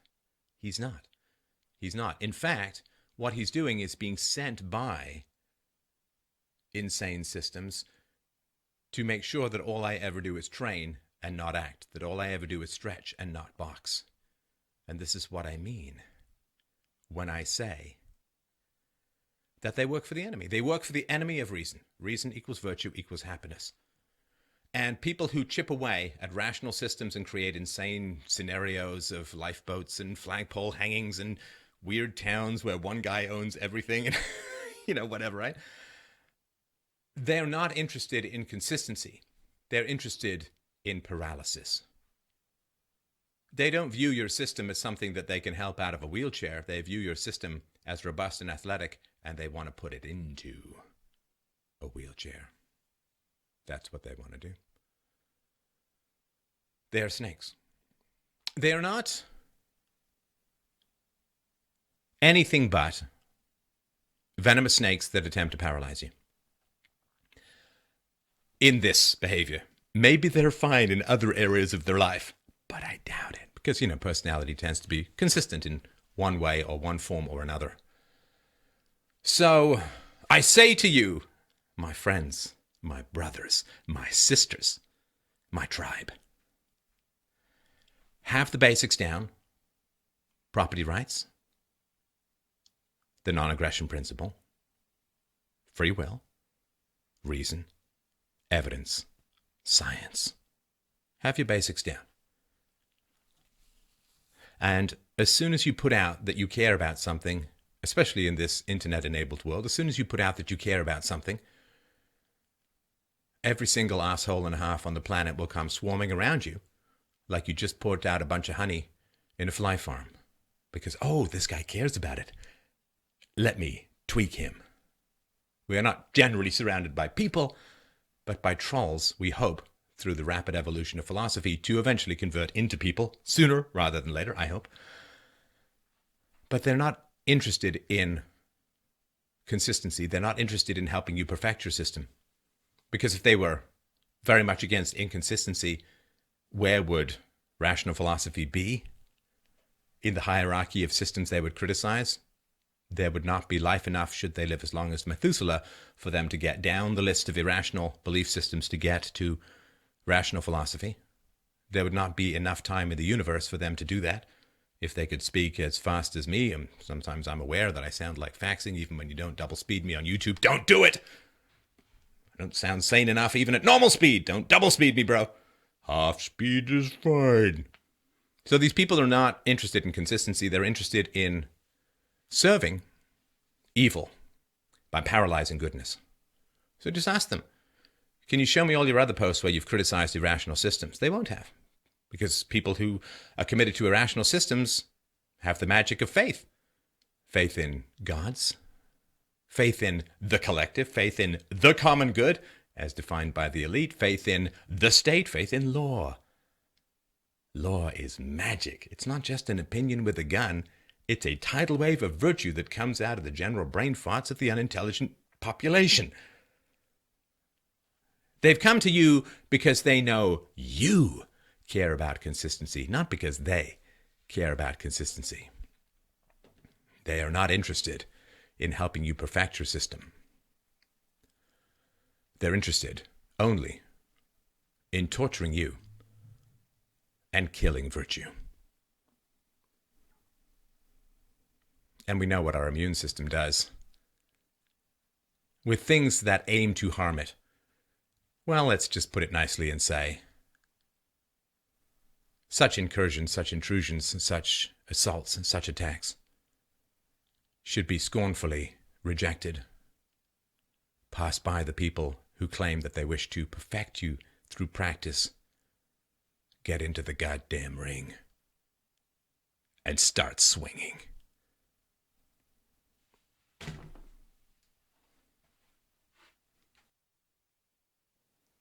Okay. It is. Okay, so I'm recording this, so it's March 25th, Friday, 2016, and I have a great pleasure of speaking to Deb Jordan from The Pete Santilli Show. And Deb, you and I talked a little bit yesterday, so what is going on with Deb Jordan? Well, I did make it back to Cincinnati, and, everything is, it's different, and I'm adjusting, slowly adjusting. But, what's going on with me is just that, I take every day, one day at a time, and just kind of get through what I need to get through that day. I'm working a lot on, Pete's case, providing a lot of stuff for his attorney and for his defense. So as are a lot of other folks that are helping me out and helping Tom out. And that basically fills my day, I got the studio straightened out, and now I'm working on going to Vegas, Nevada, and to be there for Pete's hearing on April the 13th. Now, that was another thing real quick. You said that you had the studio cleaned up back at your place, you and Pete's place, and I had mentioned earlier that I had watched that original video. It was, I believe, December 27th, where you and Pete were driving to do a call to action, which is when we came. And I asked you before about if you would do it again, and I know that's a tough question because some people ask me that too, if I would go again, and in the long run, I absolutely would do it again because, freedom sometimes isn't free, and we just saw what happened. But it definitely is unfair that we now have somebody that is a political prisoner that helped really get the word out, and now you're seeing things getting uncovered. So you just got back there to the to y'all's place, and you were describing how everything was still left from Christmas, correct? Yeah. Well, let me answer your question for everyone about would I do it again. First of all, when we left here on the 27th, it was a call to a rally. It was not a call to take over a refuge. We had no idea that was going to happen, as did most of the people on the ground there. We had no idea that that was going to happen. I have to say 100% for sure that if we had known that that was going to happen and that they were talking about doing that, we would not have went. That's just a fact. We would not have gone. Yeah, I don't think anybody. We would have been, we would have had, we would have been able to make our own minds up and our own decision about whether we wanted to participate in something like that, beforehand. We went there. We were going to Burns, Oregon for a rally to support the Hammonds. And we had heard that there was a little bit of opposition to it, but, we had not heard that there was as much opposition to it as there was. We didn't know at the time that the community, the whole county was split on whether they supported or did not support the rally. The rally is the most important thing here because that's what we went to cover. We went to cover that, and it turned into much more after we got on the ground. And we were put in a position to stay and cover the biggest story that was going to come out probably this year. It will probably be one of the biggest stories of the year, without a doubt. Or were we going to come home and just leave the people who did decide to do that? Were we just going to leave them there without anyone to report and to journal and to talk about the other side of the story that mainstream media, of course, would never talk about, right? So, if we had known beforehand that they were going to take over a refuge, we wouldn't have went. Of course not. But, after we got on the ground and they did it, how could we not stay and cover it? Right. Well, it became a real lesson. Like I told you before, I would have never even met you or Pete or Ammon, Lavoy. I would have never met any of those guys if it was not for Pete. And I honestly would have never even started talking about the Constitution of the United States. I talk about it all the time now to people. It's just it's become a habit for me. I've moved on from being upset, and I think that's what a lot of people need to do is we need to put our egos aside and just realize that we've been lied to, and that we need to re-educate ourselves. And I'm all about it, and because I learned a lot out there. I really did. Yeah. Well, what you just said is that you would never have been there if it hadn't been for Pete.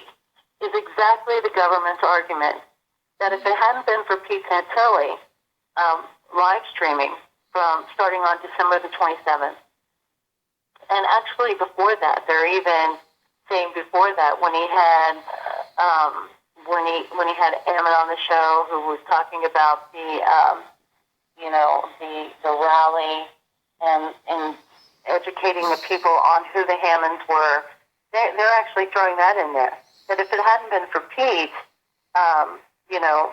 people wouldn't have come, and people wouldn't have been talking about it, and it wouldn't have been the national story that it was. Yeah, and they're also accusing him of the same thing in Nevada. That because he live streamed it, and because he caught them doing terrible things to people, that it incited people to go there, and that's part of their argument here. And we have to defend an alternative media live streaming broadcaster now for doing the same thing that live streamers do all the time when they go to rallies and they go to events like that. And I've heard millions of people call for people to come to rallies and things like that, and there's never been there's never been anybody, a live streamer, held accountable for people actually showing up. Well, yeah, So, and that's part of their argument. It's unprecedented, and if we cannot, we cannot lose this.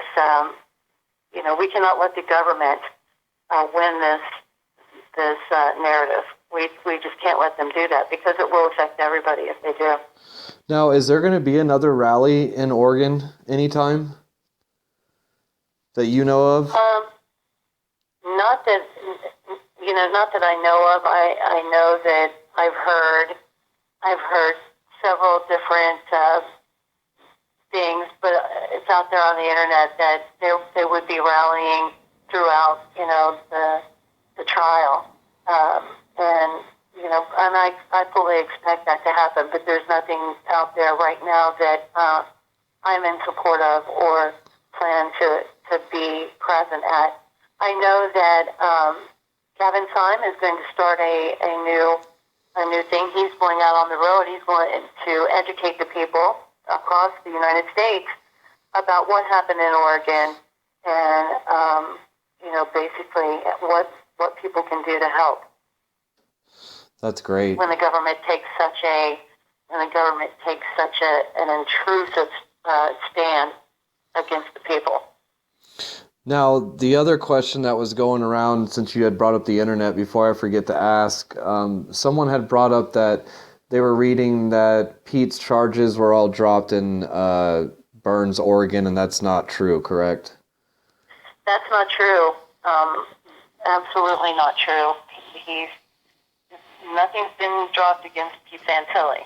And what did happen was that the judge finally relented. The judge, Anna Brown, who is going to be presiding over the trial, she ruled that Pete could be released to a halfway house in lieu of a psyche eval, which is something that the pretrial folks demanded to have happen before she even would let him go to a halfway house. So the moment she did that and released him to the halfway house, Nevada stepped in. They sent the prosecutor from Nevada to Oregon, and they did their pretrial hearing in front of a liberal judge for the Nevada case. The prosecutor was allowed to do that. It was shocking. I couldn't believe that it was even happening. But he was allowed to do that, and he successfully was able to get this judge, not Anna Brown, but another judge. His name was Jones or something like that. I forget at this moment. Sorry about that. But there's been so many different judges, believe me. Oh, wow. The prosecutor was from Nevada, argued that Pete was violent.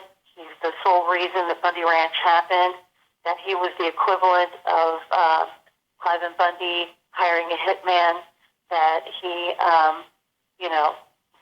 and the minute you mention the word guns or ammunition in Oregon, you can just about that they immediately equate that to being a violent person.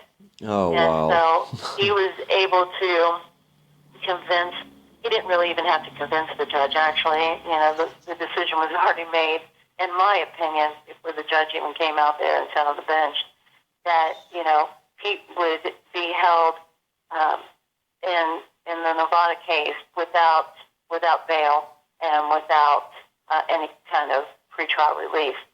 So they're holding him in Oregon right now because of the Nevada charges. So when Pete goes to Nevada here in a couple of weeks, he will also have an appeal in front of a Nevada judge to ask for release and a pretrial release. So the charges are still very much active against Pete in both Oregon and in Nevada. It's just really complicated, and the government has made it complicated by trying both of these cases at the same time. Nevada and Oregon happening at the same time.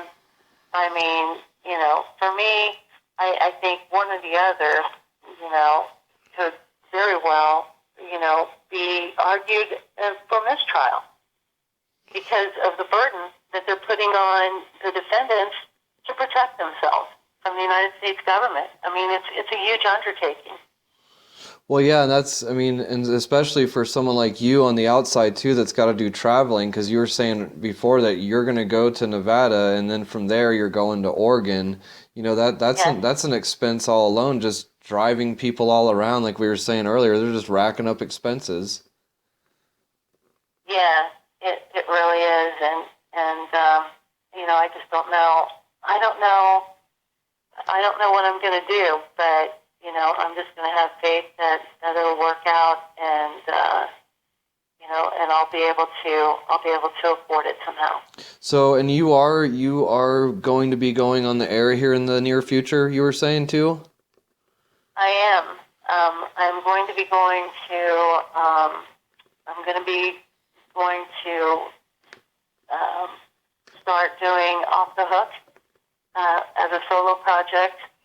Pete has asked me to do that, and I'm going to be doing that, as a solo project, and we'll be back up and running on YouTube. I'm going to be having guest co-hosts and things like that, so, it's going to be quite interesting, and it'll be, I think it'll be informative, and I think we need that.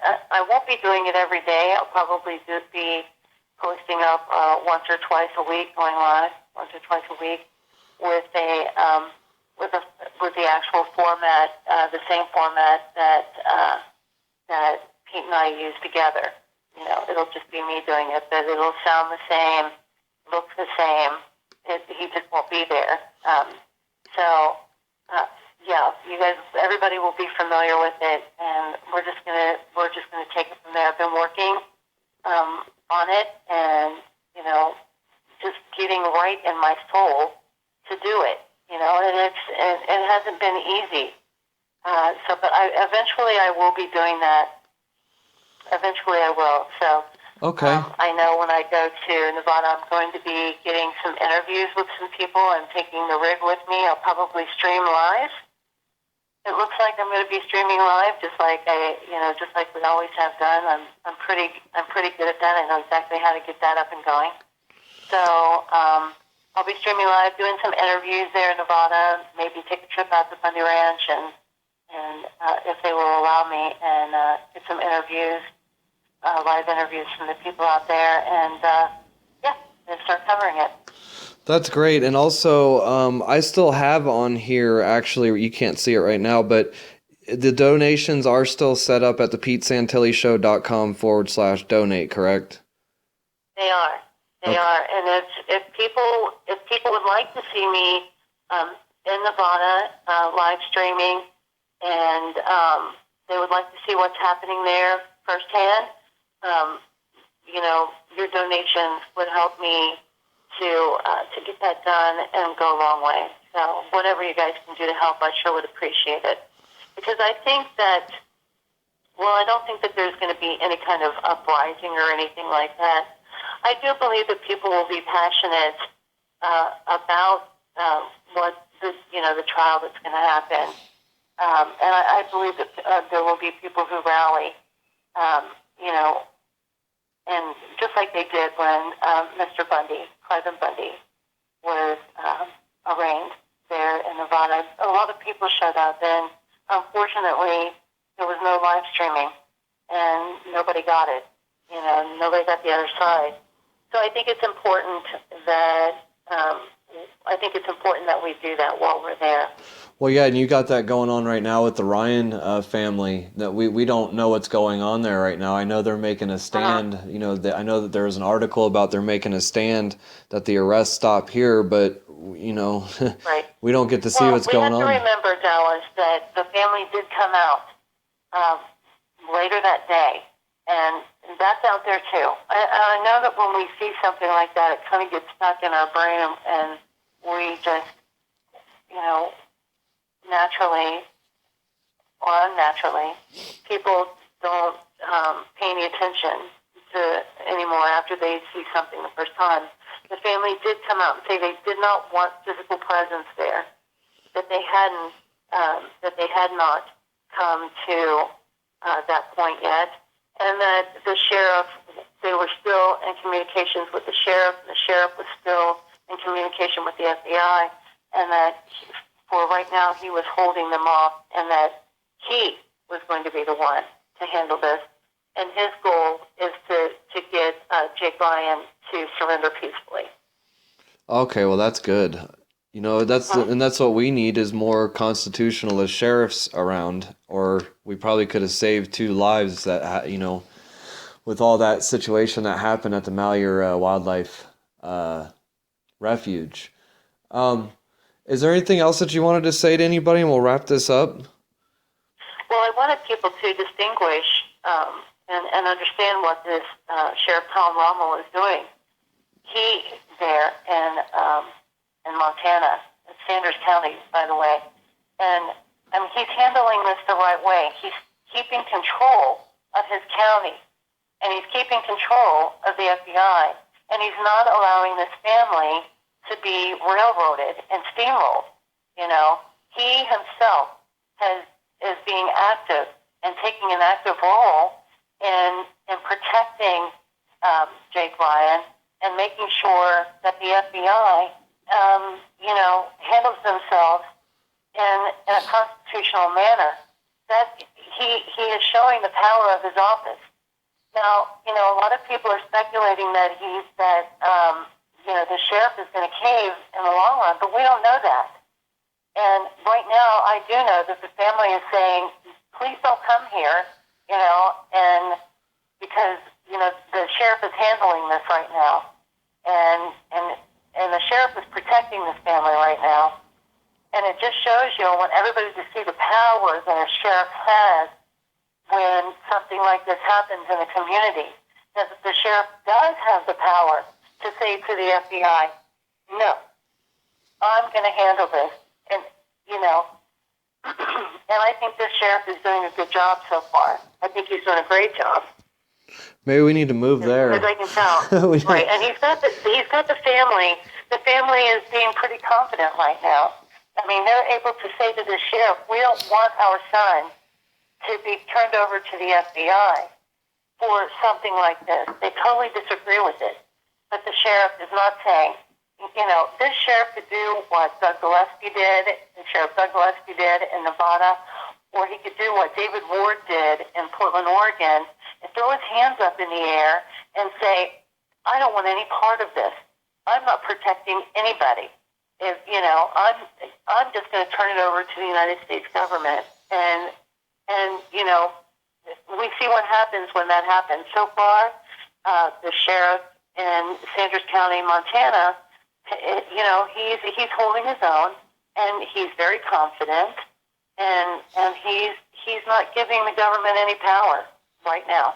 So far, so good.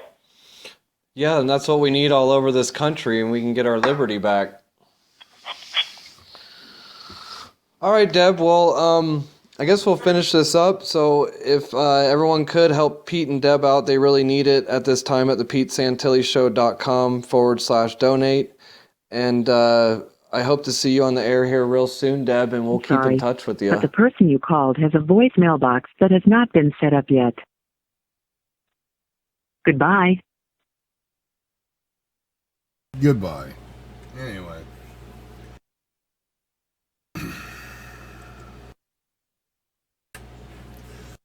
We have had some religious diatribe going on into our chat room and people that just don't know where to go and all that kind of stuff. We just don't do religion here. Hold on a second. Hey, Jason, what's up, man? Hey, Hawk. Sorry, I was doing the birthday thing with the family. Well, I'm sure. Happy birthday, brother. Well, thank you. It was a good, enjoyable day with the family. Fortunately, I had a lot of stuff to do, though, because got some updates. Are we on the air? Yeah, you're on the air. You're on the air. Actually, you came in at just the right time because something I had planned went south. And you came in exactly to make it not go south. See, there you go. Unfortunately, it's not better news, but all right. So anyway, let me let everybody. This is Jason Van Tatnove, media director for the Oath Keepers, is on air with us right now. And go ahead, Jason. All right, folks. Well, yeah, I got a call last night just before 10 o'clock my time, pretty late, 800 number. Wound up being my friend Todd Engel, who is one of the guys that was arrested in the second round of indictments for Bundy Ranch with the conspiracy theories. Now, what we're hearing is that they are keeping these guys in conditions that they wouldn't keep child molesting murderers and rapists. Literally are their Eighth Amendment rights are just not being upheld whatsoever. Yeah, I just see Guantanamo. It's like Guantanamo.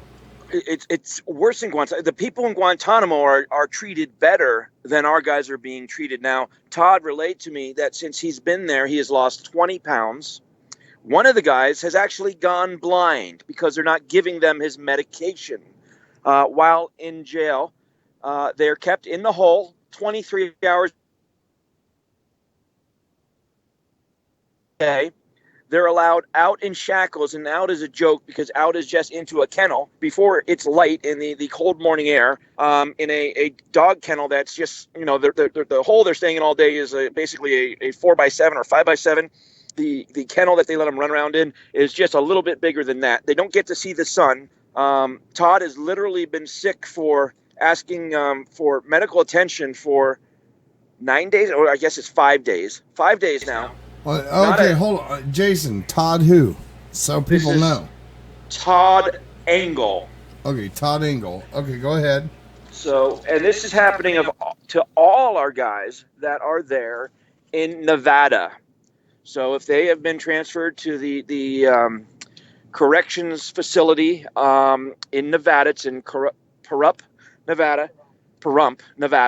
And they are now, we've heard that Michelle Fiore has been down there and she visited them this weekend. I actually did an interview with her this morning that I'll be putting the video out on tomorrow.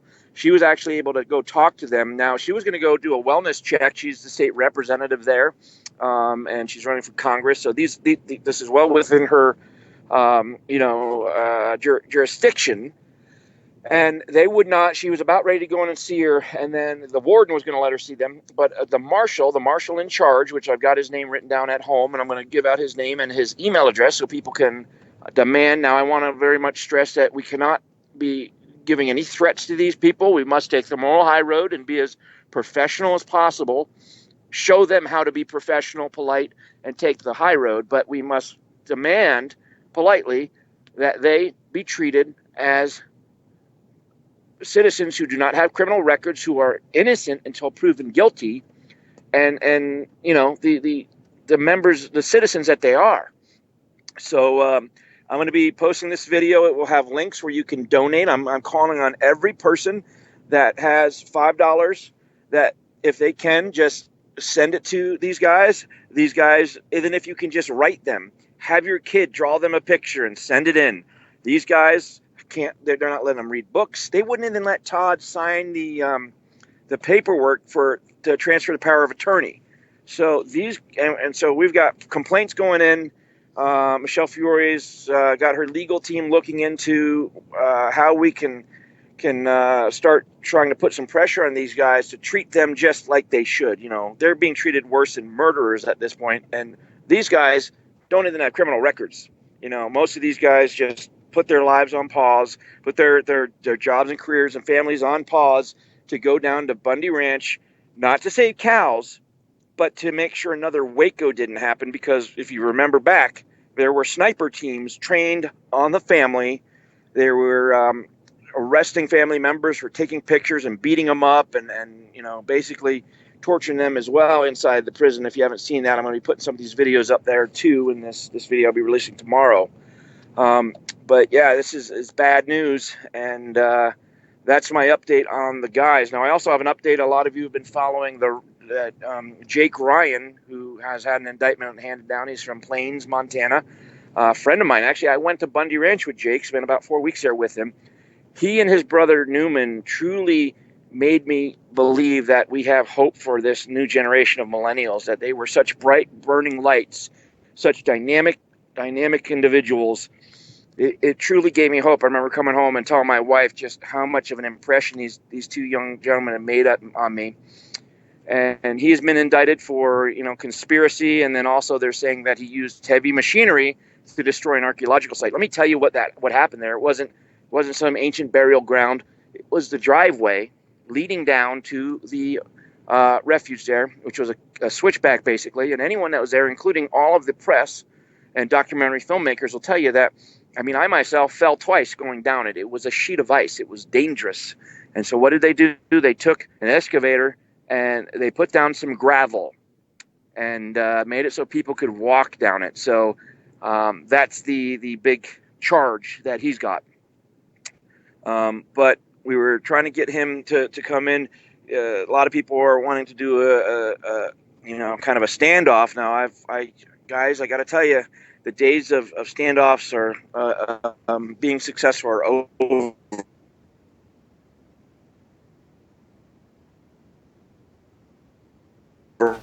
You're breaking up bad, Jason. Breaking up bad. Well, I lost Jason completely. You back? Jason, I lost you. The feds are not going to put up with it anymore, and they won't want to. They're just going to go right through. Oh, crap. Cut right through us. Jason, I've lost about... I'm sorry, I'm driving through the mountains to my house, so... All right, there you go. Now, I have you back. Can you go back about a minute and a half if you can, and we'll be okay.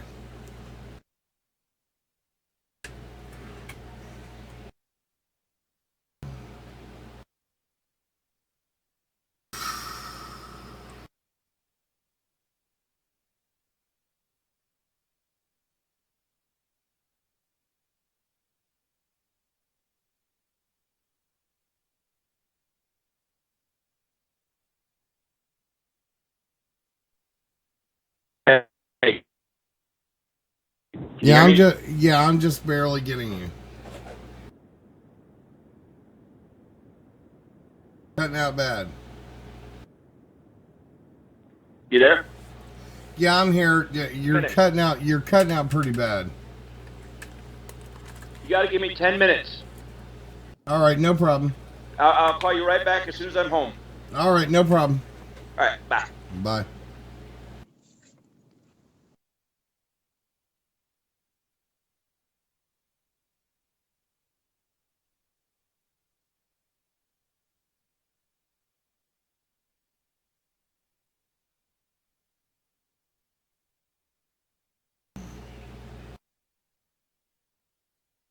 Hey YouTube, it's a beautiful day in Southern California. Perfect day for a Free the Patriots rally. Got my Original Intent shirt on today. It's a gift from a Patriot at the San Pedro rally. We've got everyone out here with their flags, standing up, letting the government know that their power is limited. They're not God. They don't have absolute control over our lives. They need to respect the rights given to us by God. We won't let anyone take them from us except God himself. Looks like we got some police coming out here, so let me turn this camera around.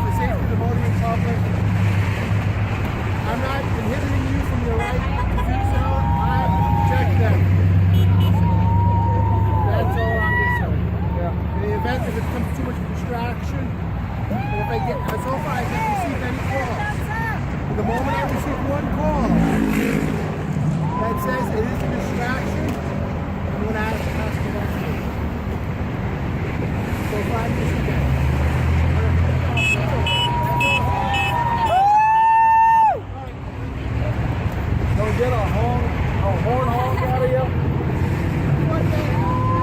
Oh, stop!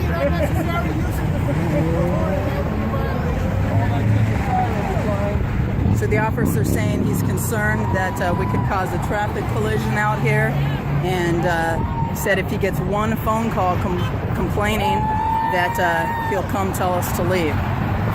Right now we're exercising our First Amendment right to peacefully assemble, free speech,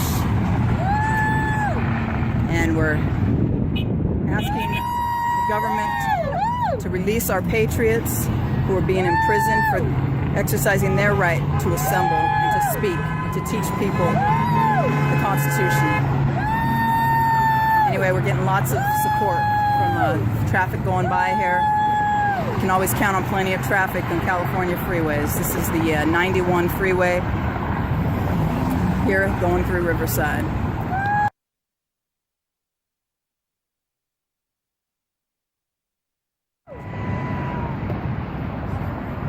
This is Liberty Grows on the 14th Street Bridge overpass in Riverside, California.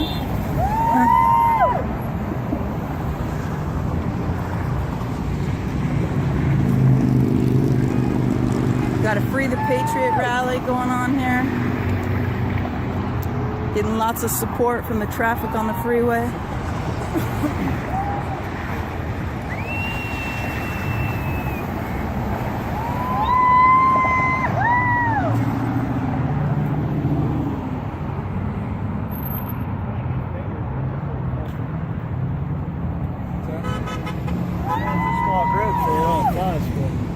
We'll get them some donuts.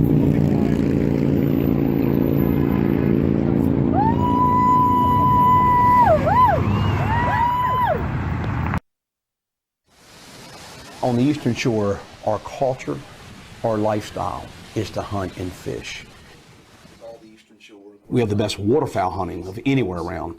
Ducks, geese. I love hunting ducks and geese. I've been a rabbit hunter, a squirrel hunter, dove hunter, quail hunter. I've hunted with dogs my whole life. And I certainly have done my share of deer hunting. I've been holding a gun in my hand since I was probably old enough to walk. I really have. It's part of my everyday life to be armed. I don't go anywhere without my gun. We love our way of life down here, and it's a simplistic way of life that we live, and our guns hurt no one, literally no one, if they're left alone. You put a gun in the hands of any bad person, sure, it can be used as a weapon, absolutely. We need to get the guns out of the hands of convicted felons. We need the guns out of the hands of bad people. But we do not need to strip law-abiding citizens of their Second Amendment right to bear arms. That I get upset over. I really do. As the sheriff of Wicomico County, I made a vow and a commitment that as long as I'm the sheriff in this county, I will not allow the federal government to come in here and strip my citizens of their right to bear arms. I can tell you this, if they attempt to do that, it would be an all-out civil war, no question about it.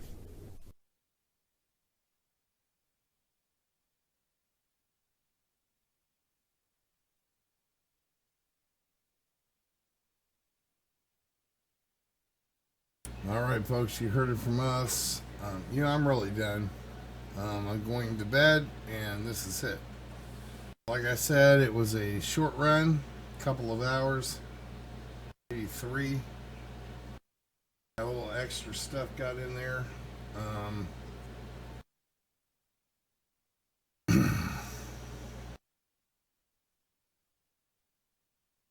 I quite honestly don't know what to say to anybody. And when it comes down to the end of this,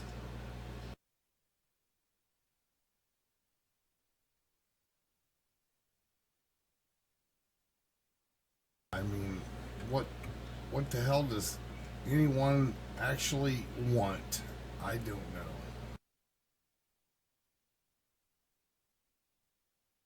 The chat room got all blowed up with religion and stuff.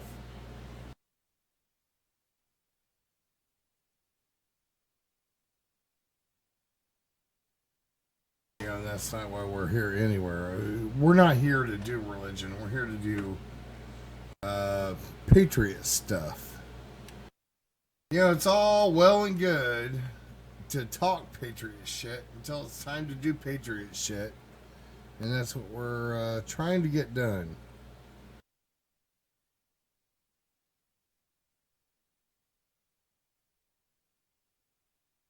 Can be, you know, I don't care about a religion or a anybody. I mean, there's 7 million people on this planet. Every one of them has a religious plan to fix everything. Of course. Never gonna happen. Not for a second.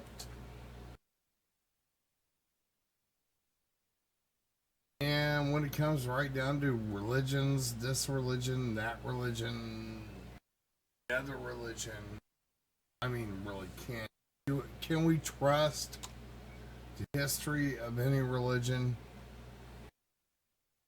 But anyway, my papa told me, never talk about religion in public. You'll just get a black eye. And I agree. So anyway, done out. Peace out. Talk to y'all later. Thanks much for tuning in.